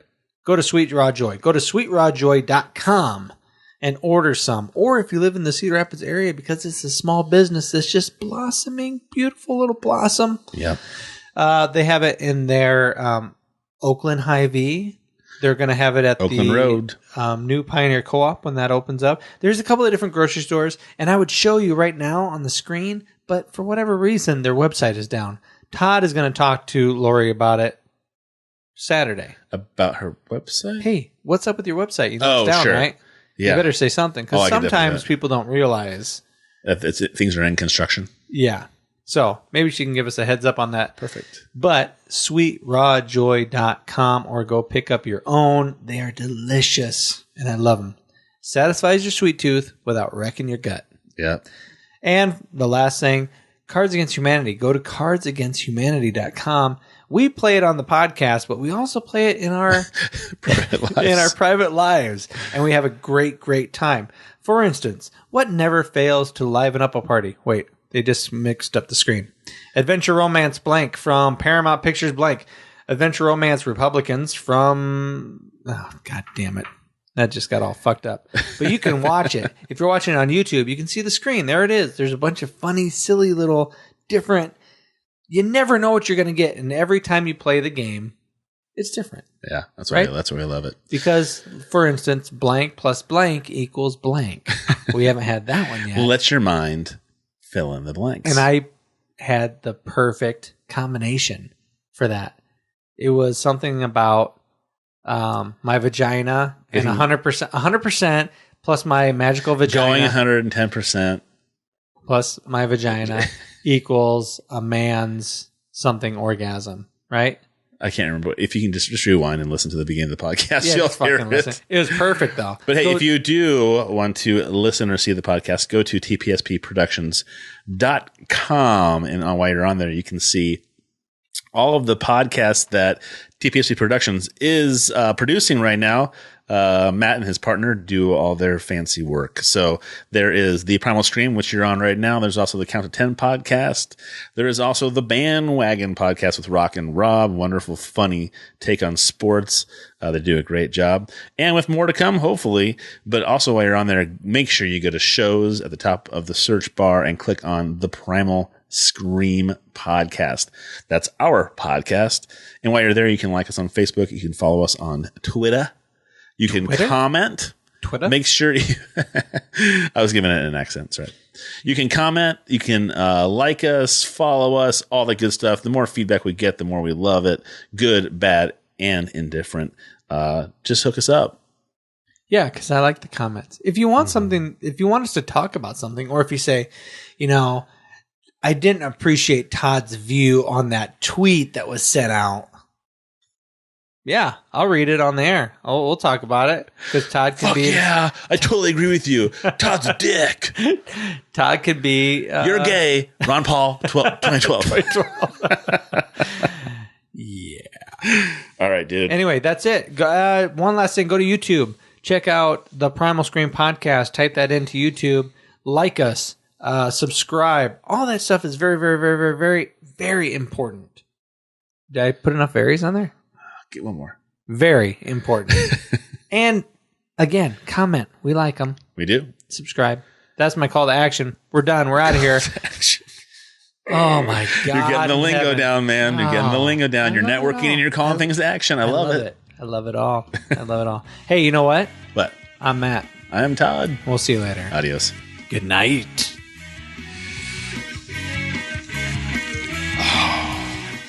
Oh, that was fun. That part of the end. Good though. So Terminator 5.